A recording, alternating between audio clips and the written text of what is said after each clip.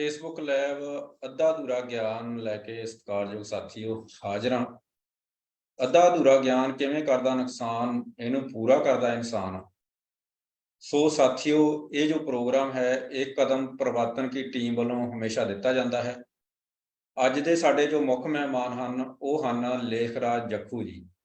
ਲੇਖਰਾਜ ਜੱਖੂ ਜੀ ਇੱਕ ਉਹ ਸ਼ਖਸੀਅਤ ਹਨ, Bharat Ratna doctor Bhim Rao Ambedkar welfare society Italy ਦੇ ਵਿੱਚ ਉਹਨਾਂ ਨੇ ਬਹੁਤ ਲੰਮਾ ਸਮਾਂ ਕੰਮ ਕੀਤਾ ਹੈ। ਹੁਣ ਉਹ ਯੂਕੇ ਵਿੱਚ ਸ਼ਿਫਟ ਹੋ ਚੁੱਕੇ ਹਨ ਔਰ ਚੰਗੇ ਮਨੁੱਖ ਦੁਨੀਆ ਦੇ ਕਿਸੇ ਵੀ ਕੋਨੇ ਤੇ ਚਲ ਜਾਣ, ਉਹ ਆਪਣੇ ਮਹਾਪੁਰਸ਼ਾਂ ਦੀ ਵਿਚਾਰਧਾਰਾ ਨੂੰ ਫੈਲਾਉਣ ਦੇ ਵਿੱਚ ਤਨੋਂ ਮਨੋਂ ਹਮੇਸ਼ਾ ਯੋਗਦਾਨ ਪਾਉਂਦੇ ਰਹਿੰਦੇ ਹਨ। ਤੇ ਲੇਖਰਾਜ ਜੱਖੂ ਜੀ, ਆਪ ਜੀ ਦਾ ਸਵਾਗਤ ਹੈ ਅੱਧਾ ਅਧੂਰਾ ਫੇਸਬੁੱਕ ਲਾਈਵ ਤੇ। ਸੋ ਥੈਂਕ ਯੂ ਚੰਮ ਸਾਹਿਬ। ਸੋ ਸਤਿਕਾਰਯੋਗ ਸਾਥੀਓ, ਅੱਜ ਦਾ ਜੋ ਸਾਡਾ ਵਿਸ਼ਾ ਹੈ, ਮੰਡਲ ਕਮਿਸ਼ਨ ਦੀ ਰਿਪੋਰਟ ਕਾਂਗਰਸ ਨੇ ਕਿਉਂ ਨਹੀਂ ਲਾਗੂ ਕੀਤੀ, ਇਹ ਸਾਡਾ ਵਿਸ਼ਾ ਹੈ।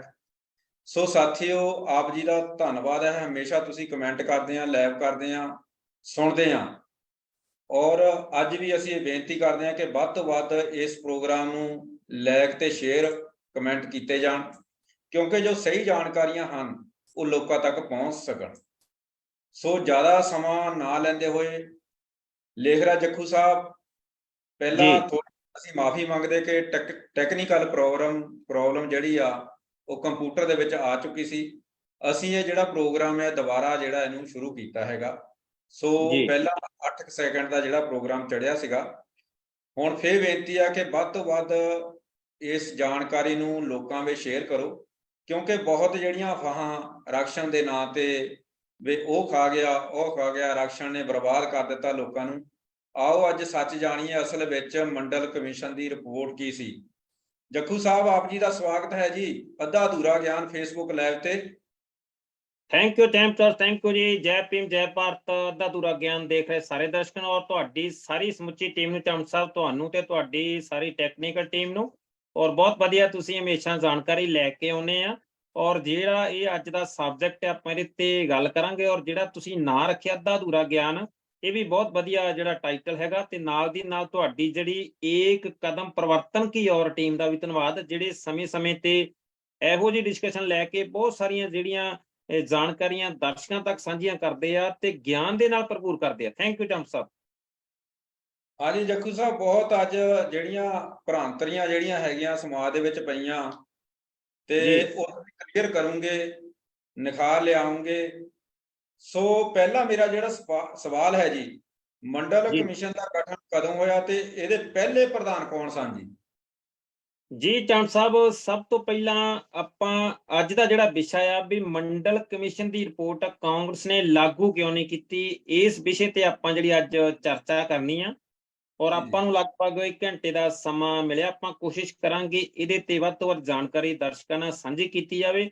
ਤੇ ਮੰਡਲ ਕਮਿਸ਼ਨ ਦੀ ਰਿਪੋਰਟ ਇਸ ਕਰਕੇ ਆਪਾਂ ਅੱਜ ਵਿਚਾਰ ਦੀ ਲਿਆ ਕਿਉਂਕਿ ਅਗਸਤ ਮਹੀਨੇ ਦੇ ਵਿੱਚ ਇਹ ਰਿਪੋਰਟ ਲਾਗੂ ਹੋਈ ਸੀ, ਇਹਦਾ ਨੋਟੀਫਿਕੇਸ਼ਨ ਜਾਰੀ ਹੋਇਆ ਸੀ ਔਰ ਇਸ ਮਹੀਨੇ 'ਚ ਬਹੁਤ ਵੱਡਾ ਇੱਕ ਅੰਦੋਲਨ ਹੋਇਆ ਸੀ ਇਹਦੇ ਅਗੇਂਸਟ।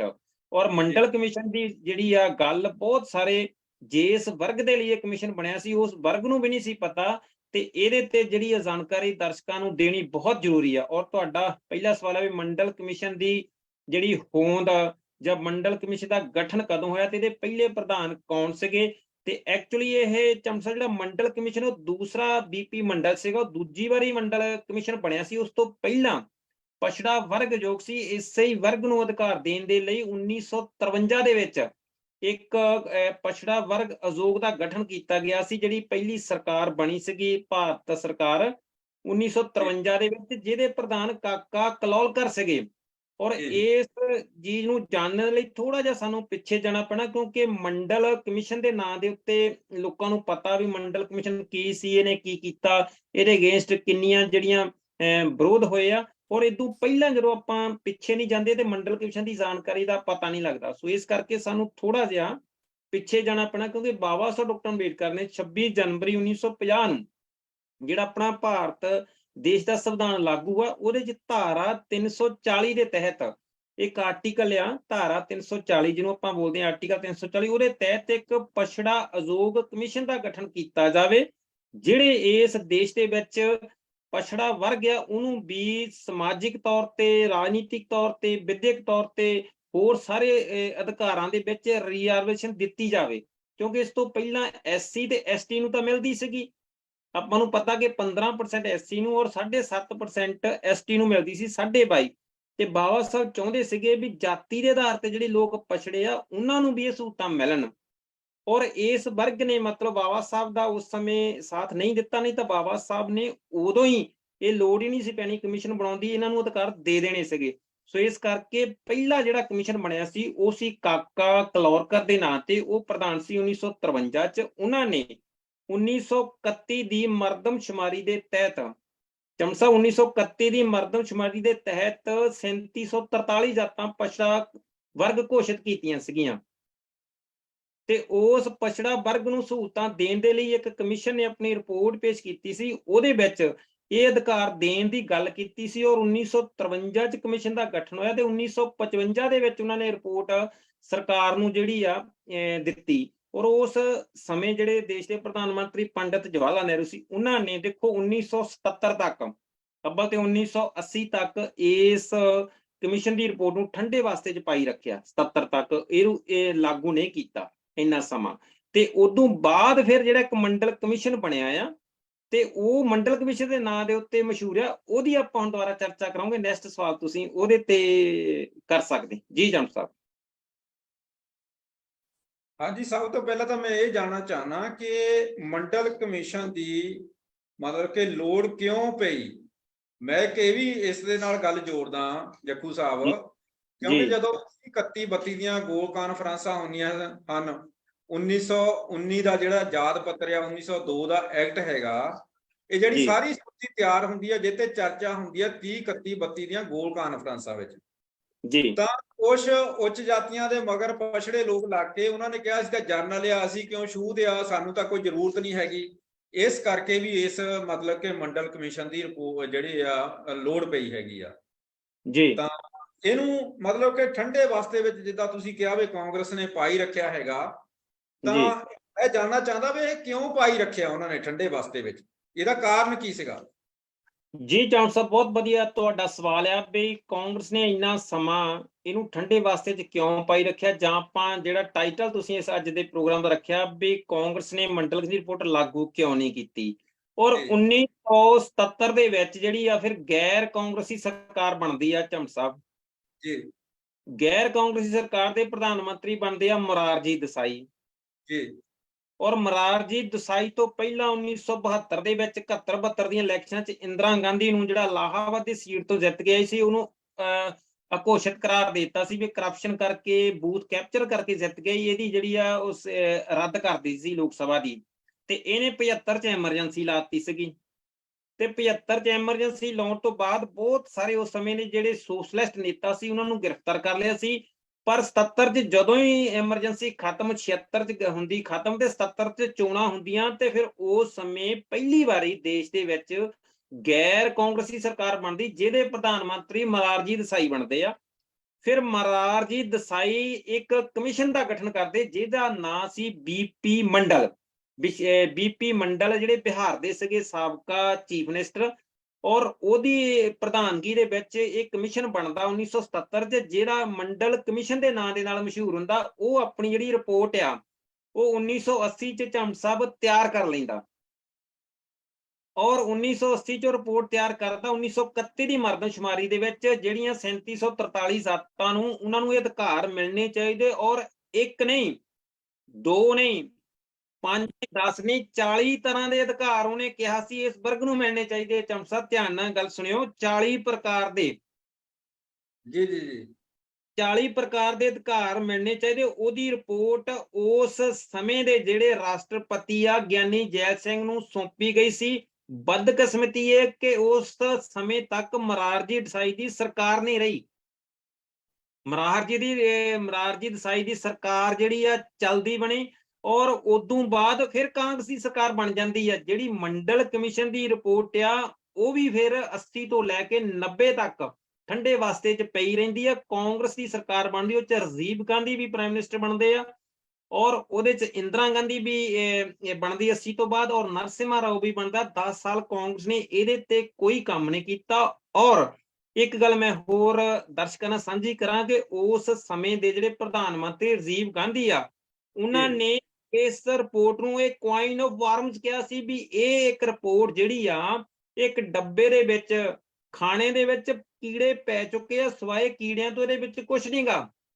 ਬਈ ਇਹ ਇੱਕ ਗਲ ਸੜ ਗਈ ਆ ਰਿਪੋਰਟ, ਇਹ ਨਥਿੰਗ ਆ, ਇਹਦੇ ਵਿੱਚ ਕੱਖ ਨਹੀਂ, ਇਹਦੇ ਚ ਕੀੜੇ ਪੈ ਚੁੱਕੇ ਆ। ਇਹ ਰਾਜੀਵ ਗਾਂਧੀ ਦੀ ਵਰਡਿੰਗ ਔਨ ਰਿਕਾਰਡ ਆ ਵੀ ਇਸ ਰਿਪੋਰਟ ਦਾ ਕੋਈ ਫਾਇਦਾ ਨਹੀਂ। ਔਰ 1990 ਤੱਕ ਫਿਰ ਵੀ ਮੰਡਲ ਕਮਿਸ਼ਨ ਦੀ ਰਿਪੋਰਟ ਨੂੰ ਲਾਗੂ ਨਹੀਂ ਕੀਤਾ ਗਿਆ। ਜੀ ਚੰਦ ਸਾਹਿਬ।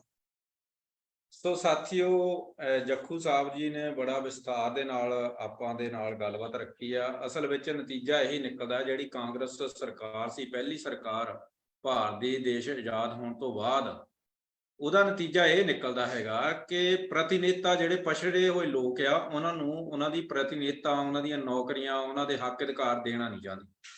ਤੇ ਰਾਜੀਵ ਗਾਂਧੀ ਕਾਂਗਰਸ ਪਾਰਟੀ ਨੂੰ ਸਾਡੇ ਬਜ਼ੁਰਗ ਹਮੇਸ਼ਾ ਹੀ ਚੰਗੇ, ਮਤਲਬ ਕਿ ਬਹੁਤ ਵਧੀਆ ਸਰਕਾਰ ਕਹਿ ਕੇ ਉਹ ਸਾਨੂੰ ਇਹ ਸਮਝਾਉਂਦੇ ਰਹੇ।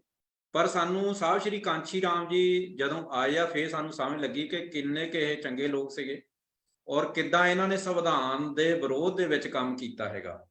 ਮੰਡਲ ਕਮਿਸ਼ਨ ਦੀ ਰਿਪੋਰਟ ਦੇ ਵਿੱਚ ਸਾਥੀਓ ਹੱਕਾਂ ਅਧਿਕਾਰਾਂ ਦੀ ਗੱਲ ਸੀ। ਜਿਹੜੇ ਲੋਕ ਹਮੇਸ਼ਾ ਇਹ ਕਹਿੰਦੇ ਸਨ ਕਿ ਦੇਖੋ ਜੀ ਰਾਸ਼ਟਰ ਨੇ ਦੇਸ਼ ਬਰਬਾਦ ਕਰ ਦਿੱਤਾ, ਸੋ ਇਹ ਗੱਲ ਨਹੀਂ ਜੀ। ਹਰ ਇੱਕ ਇਨਸਾਨ ਜਿਹੜਾ ਆ ਇਸ ਧਰਤੀ ਤੇ ਜਦੋਂ ਜਨਮ ਲੈਂਦਾ ਹੈ, ਉਹਦੇ ਮੌਲਿਕ ਅਧਿਕਾਰ ਆ। ਸਰਕਾਰ ਦਾ ਇਹ ਹੱਕ ਹੁੰਦਾ ਹੈਗਾ ਕਿ ਅਗਰ ਗਰੀਬੀ ਆ, ਜਾਤ ਪਾਤ ਆ, ਉਹਦਾ ਖਿਆਲ ਰੱਖੇ, ਉਹਨੂੰ ਦੂਰ ਕਰਨ ਦਾ। ਸੋ ਅਗਲਾ ਮੇਰਾ ਇਹ ਸਵਾਲ ਹੈਗਾ ਜੀ, ਬੀਪੀ ਸਿੰਘ ਨੂੰ ਕਿਉਂ ਲੋੜ ਪਈ ਮੰਡਲ ਕਮਿਸ਼ਨ ਦੀ? ਜੀ ਸਾਹਿਬ ਥੈਂਕ ਯੂ ਤੁਹਾਡਾ ਚੰਦ ਸਾਹਿਬ, ਬਹੁਤ ਵਧੀਆ। ਆਪਾਂ ਇੱਥੇ ਤੱਕ ਆ ਗਏ ਆ, 1990 ਤੱਕ ਆ ਗਏ ਆ। ਉਸ ਸਮੇਂ ਦੇ ਜਿਹੜੇ ਪ੍ਰਧਾਨ ਮੰਤਰੀ ਆ ਉਹ ਬੀਪੀ ਸਿੰਘ, ਵਿਸ਼ਵਨਾਥ ਪ੍ਰਤਾਪ ਸਿੰਘ ਬਣਦੇ ਆ। ਔਰ 1990 ਦੇ ਵਿੱਚ ਵੀ ਫਿਰ ਇੱਕ ਹੋਰ ਕਦੇ ਗੱਲ ਆ ਵੀ ਉਹ ਵੀ ਇੱਕ ਗੈਰ ਕਾਂਗਰਸੀ ਸਰਕਾਰ ਬਣਦੀ ਆ 1990 ਦੇ ਵਿੱਚ। ਥੋੜਾ ਜਿਹਾ ਆਪਾਂ ਹੋਰ ਚੰਦ ਸਾਹਿਬ ਪਿੱਛੇ ਜਾਈਏ, ਕਿਉਂਕਿ ਗੱਲ ਨੂੰ ਕਲੀਅਰ ਕਰਨ ਦੇ ਲਈ ਹਰ ਲੜੀ ਨਾਲ ਇੱਕ ਲੜੀ ਜੁੜਦੀ ਆ। ਜਦ ਤੱਕ ਸਾਨੂੰ ਪਿਛਲੀ ਲੜੀ ਦਾ ਪਤਾ ਨਹੀਂ ਹੁੰਦਾ ਤੇ ਅਗਲੀ ਲੜੀ ਦੀ ਸਮਝ ਨਹੀਂ ਲੱਗਦੀ। ਸੋ ਇਸ ਕਰਕੇ 1999 ਦੇ ਵਿੱਚ ਕਾਂਗਰਸ ਦੇ ਜਿਹੜੇ ਮੌਕੇ ਦੇ ਪ੍ਰਧਾਨ ਮੰਤਰੀ ਆ ਰਾਜੀਵ ਗਾਂਧੀ, ਉਹਨਾਂ ਦੇ ਖਿਲਾਫ ਇੱਕ ਬਹੁਤ ਵੱਡਾ, ਜਿਹਨੂੰ ਆਪਾਂ ਬੁਫਰਜ਼ ਕਾਂਡ ਹੋਇਆ ਆ, ਬੁਫਰਜ਼ ਘਪਲਾ ਹੋਇਆ, ਨਾਂ ਦੇ ਉੱਤੇ ਇੱਕ ਐਲੀਗੇਸ਼ਨ ਲੱਗਦਾ ਰਾਜੀਵ ਗਾਂਧੀ ਪ੍ਰਧਾਨ ਮੰਤਰੀ ਤੇ। ਔਰ ਉਹ ਐਲੀਗੇਸ਼ਨ ਲਾਉਣ ਵਾਲੇ ਉਸ ਦੇਸ਼ ਦੇ ਰੱਖਿਆ ਮੰਤਰੀ ਬੀਪੀ ਸਿੰਘ ਹੁੰਦੇ ਆ, ਜਿਹਨੂੰ ਆਪਾਂ ਡਿਫੈਂਸ ਮਿਨਿਸਟਰ ਕਹਿੰਦੇ ਆ। ਔਰ ਡਿਫੈਂਸ ਮਿਨਿਸਟਰ ਨੇ ਐਲੀਗੇਸ਼ਨ ਲਾਇਆ ਕਿ ਦੇਸ਼ ਦੇ ਪ੍ਰਧਾਨ ਮੰਤਰੀ ਨੇ ਵਫਰਜ਼ ਸੌਦੇ ਦੇ ਵਿੱਚ ਘਪਲੇਬਾਜ਼ੀ ਕੀਤੀ ਆ। ਔਰ ਇੱਕ ਬਹੁਤ ਵੱਡੀ ਲਿਸਟ ਜਿਹੜੀ ਹਮੇਸ਼ਾ ਉਹ ਜੇਬ 'ਚ ਰੱਖਦੇ ਹੁੰਦੇ ਸੀ ਬੀਪੀ ਸਿੰਘ, ਲੋਕਾਂ ਨੂੰ ਦਿਖਾਉਣ ਲਈ, ਇਹਦੇ ਵਿੱਚ ਉਹਨਾਂ ਘਪਲੇਬਾਜ਼ਾਂ ਦੇ ਨਾਂ ਆ ਵੀ ਜਿਨ੍ਹਾਂ ਨੇ ਘਪਲਾ ਕੀਤਾ। ਔਰ ਫਿਰ ਇੱਕ ਜਨਤਾ ਲਹਿਰ ਬਣਦੀ ਆ, ਇੱਕ ਸੰਗਠਨ ਬਣਦਾ, ਇੱਕ ਮੋਰਚਾ ਬਣਦਾ, ਜਿਹਦੇ ਤਹਿਤ ਤੇ ਬੀਪੀ ਸਿੰਘ ਕਾਂਗਰਸ ਛੱਡ ਕੇ ਲੋਕਾਂ ਨੂੰ ਲਾਮਬੱਧ ਕਰਨ ਲੱਗ ਪੈਂਦੇ। ਫਿਰ ਜਿਹੜੀਆਂ ਚੋਣਾਂ ਹੁੰਦੀਆਂ ਉਹਦੇ ਵਿੱਚ ਫਿਰ ਰਲੀ ਮਿਲੀ ਸਰਕਾਰ ਬਣਦੀ ਔਰ ਗੈਰ ਕਾਂਗਰਸੀ ਸਰਕਾਰ ਬਣਦੀ, ਜਿਹਦੇ ਚ ਲਿਫਟ ਨੇ ਤੇ ਬੀਜੇਪੀ ਨੇ ਹਮਾਇਤ ਦੇ ਕੇ ਬੀਪੀ ਸਿੰਘ ਨੂੰ ਪ੍ਰਧਾਨ ਮੰਤਰੀ ਬਣਾਇਆ ਹੁੰਦਾ 1999 ਲਾਸਟ ਵਿੱਚ, ਰਾਈਟ। ਔਰ 1999 ਲਾਸਟ ਵਿੱਚ ਬੀਪੀ ਸਿੰਘ ਜਦੋਂ ਸੱਤਾ ਚਾਹੁੰਦੇ, ਉਦੋਂ ਪਹਿਲਾਂ ਚੋਣ ਮੈਨੀਫੈਸਟੋ 'ਚ ਗੱਲ ਲਿਖਦੇ ਔਰ ਕਹਿੰਦੇ ਆ ਵੀ ਮੈਂ ਜੇ ਸੱਤਾ 'ਤੇ ਆਇਆ, ਮੈਂ ਜੇ ਦੇਸ਼ ਦਾ ਪ੍ਰਧਾਨ ਮੰਤਰੀ ਬਣਿਆ ਤੇ ਮੈਂ ਮੰਡਲ ਕਮਿਸ਼ਨ ਦੀ ਰਿਪੋਰਟ ਲਾਗੂ ਕਰਾਂਗਾ, ਜਿਹੜੀ 1977 ਤੋਂ 1980 ਦੇ ਵਿੱਚ ਮੋਰਾਰਜੀ ਦੇਸਾਈ ਦੀ ਸਰਕਾਰ ਬਣੀ ਸੀ, ਜਨਤਾ ਪਾਰਟੀ ਦੀ। ਉਸ ਰਿਪੋਰਟ ਨੂੰ ਲਾਗੂ ਕਰਾਂਗਾ ਔਰ ਚੋਣ ਮੈਨੀਫੈਸਟੋ 'ਚ ਲਿਖਿਆ ਸੀ। ਔਰ ਇਲੈਕਸ਼ਨ ਜਿੱਤਣ ਤੋਂ ਪਹਿਲਾਂ ਇਹ ਲੋਕਾਂ ਨਾਲ ਵਾਅਦਾ ਕਰਕੇ ਆਏ ਸੀ। ਇਸ ਕਰਕੇ ਮੰਡਲ ਕਮਿਸ਼ਨ ਦੀ ਰਿਪੋਰਟ ਬੀਪੀ ਸਿੰਘ ਨੂੰ ਲਾਗੂ ਕਰਨੀ ਪਈ, ਇਹਦੀ ਗੱਲ ਕਰਨੀ ਪਈ। ਔਰ ਮੰਡਲ ਕਮਿਸ਼ਨ ਦੀ ਰਿਪੋਰਟ ਲਾਗੂ ਕਰਾਉਣ ਦੇ ਲਈ ਤੁਸੀਂ ਜ਼ਿਕਰ ਕੀਤਾ, ਆਪਾਂ ਇਹਦੇ ਨਾਲ ਇੱਕ ਮੈਂ ਹੋਰ ਬਹੁਤ ਵੱਡਾ ਇੱਕ ਅੰਦੋਲਨ ਜਿਹੜਾ ਵਾਮ ਸੇਫ ਡੀਐਸ4 ਤੇ ਬੀਐਸਪੀ ਦੇ ਮਾਧਿਅਮ ਤੋਂ ਸਭ ਕਾਂਸ਼ੀ ਰਾਮ ਨੇ ਚਲਾਇਆ ਸੀਗਾ, ਸਮਾਜਿਕ ਪਰਿਵਰਤਨ ਤੇ ਆਰਥਿਕ ਮੁਕਤੀ ਦਾ। 1984 ਦੇ ਵਿੱਚ ਬੀਐਸਪੀ ਵੀ ਬਣਦੀ ਆ, ਆਪਾਂ ਥੋੜੀ ਜਿਹੀ ਐਂਡ ਤੇ ਇਹਦੇ ਤੇ ਵੀ ਗੱਲ ਕਰਾਂਗੇ। ਔਰ 1990 ਚ 3 MP ਇਹਨਾਂ ਦੇ ਵੀ ਬਣਦੇ ਆ ਆਪਣੇ ਝੰਡ ਸਾਹਿਬ ਬੀਐਸਪੀ ਦੇ। ਔਰ 3 ਜਿਹੜੇ MP ਬਣਦੇ ਆ ਉਹਦੇ ਦੇ ਵਿੱਚ ਉਹਨਾਂ ਨੇ ਵੀ ਕਿਹਾ ਸੀ ਵੀ ਮੰਡਲ ਕਮਿਸ਼ਨ ਦੀ ਰਿਪੋਰਟ ਲਾਗੂ ਕਰੋ ਵਰਨਾ ਕੁਰਸੀ ਖਾਲੀ ਕਰੋ। ਔਰ ਸਾਹਿਬ ਕਾਂਚੀ ਰਾਮ ਨੇ ਮੰਡਲ ਕਮਿਸ਼ਨ ਦੀ ਰਿਪੋਰਟ ਲਾਗੂ ਕਰਾਉਣ ਲਈ 600 ਤੋਂ ਵੱਧ ਵੋਟ ਕਲੱਬ ਤੇ ਰੈਲੀਆਂ ਕੀਤੀਆਂ।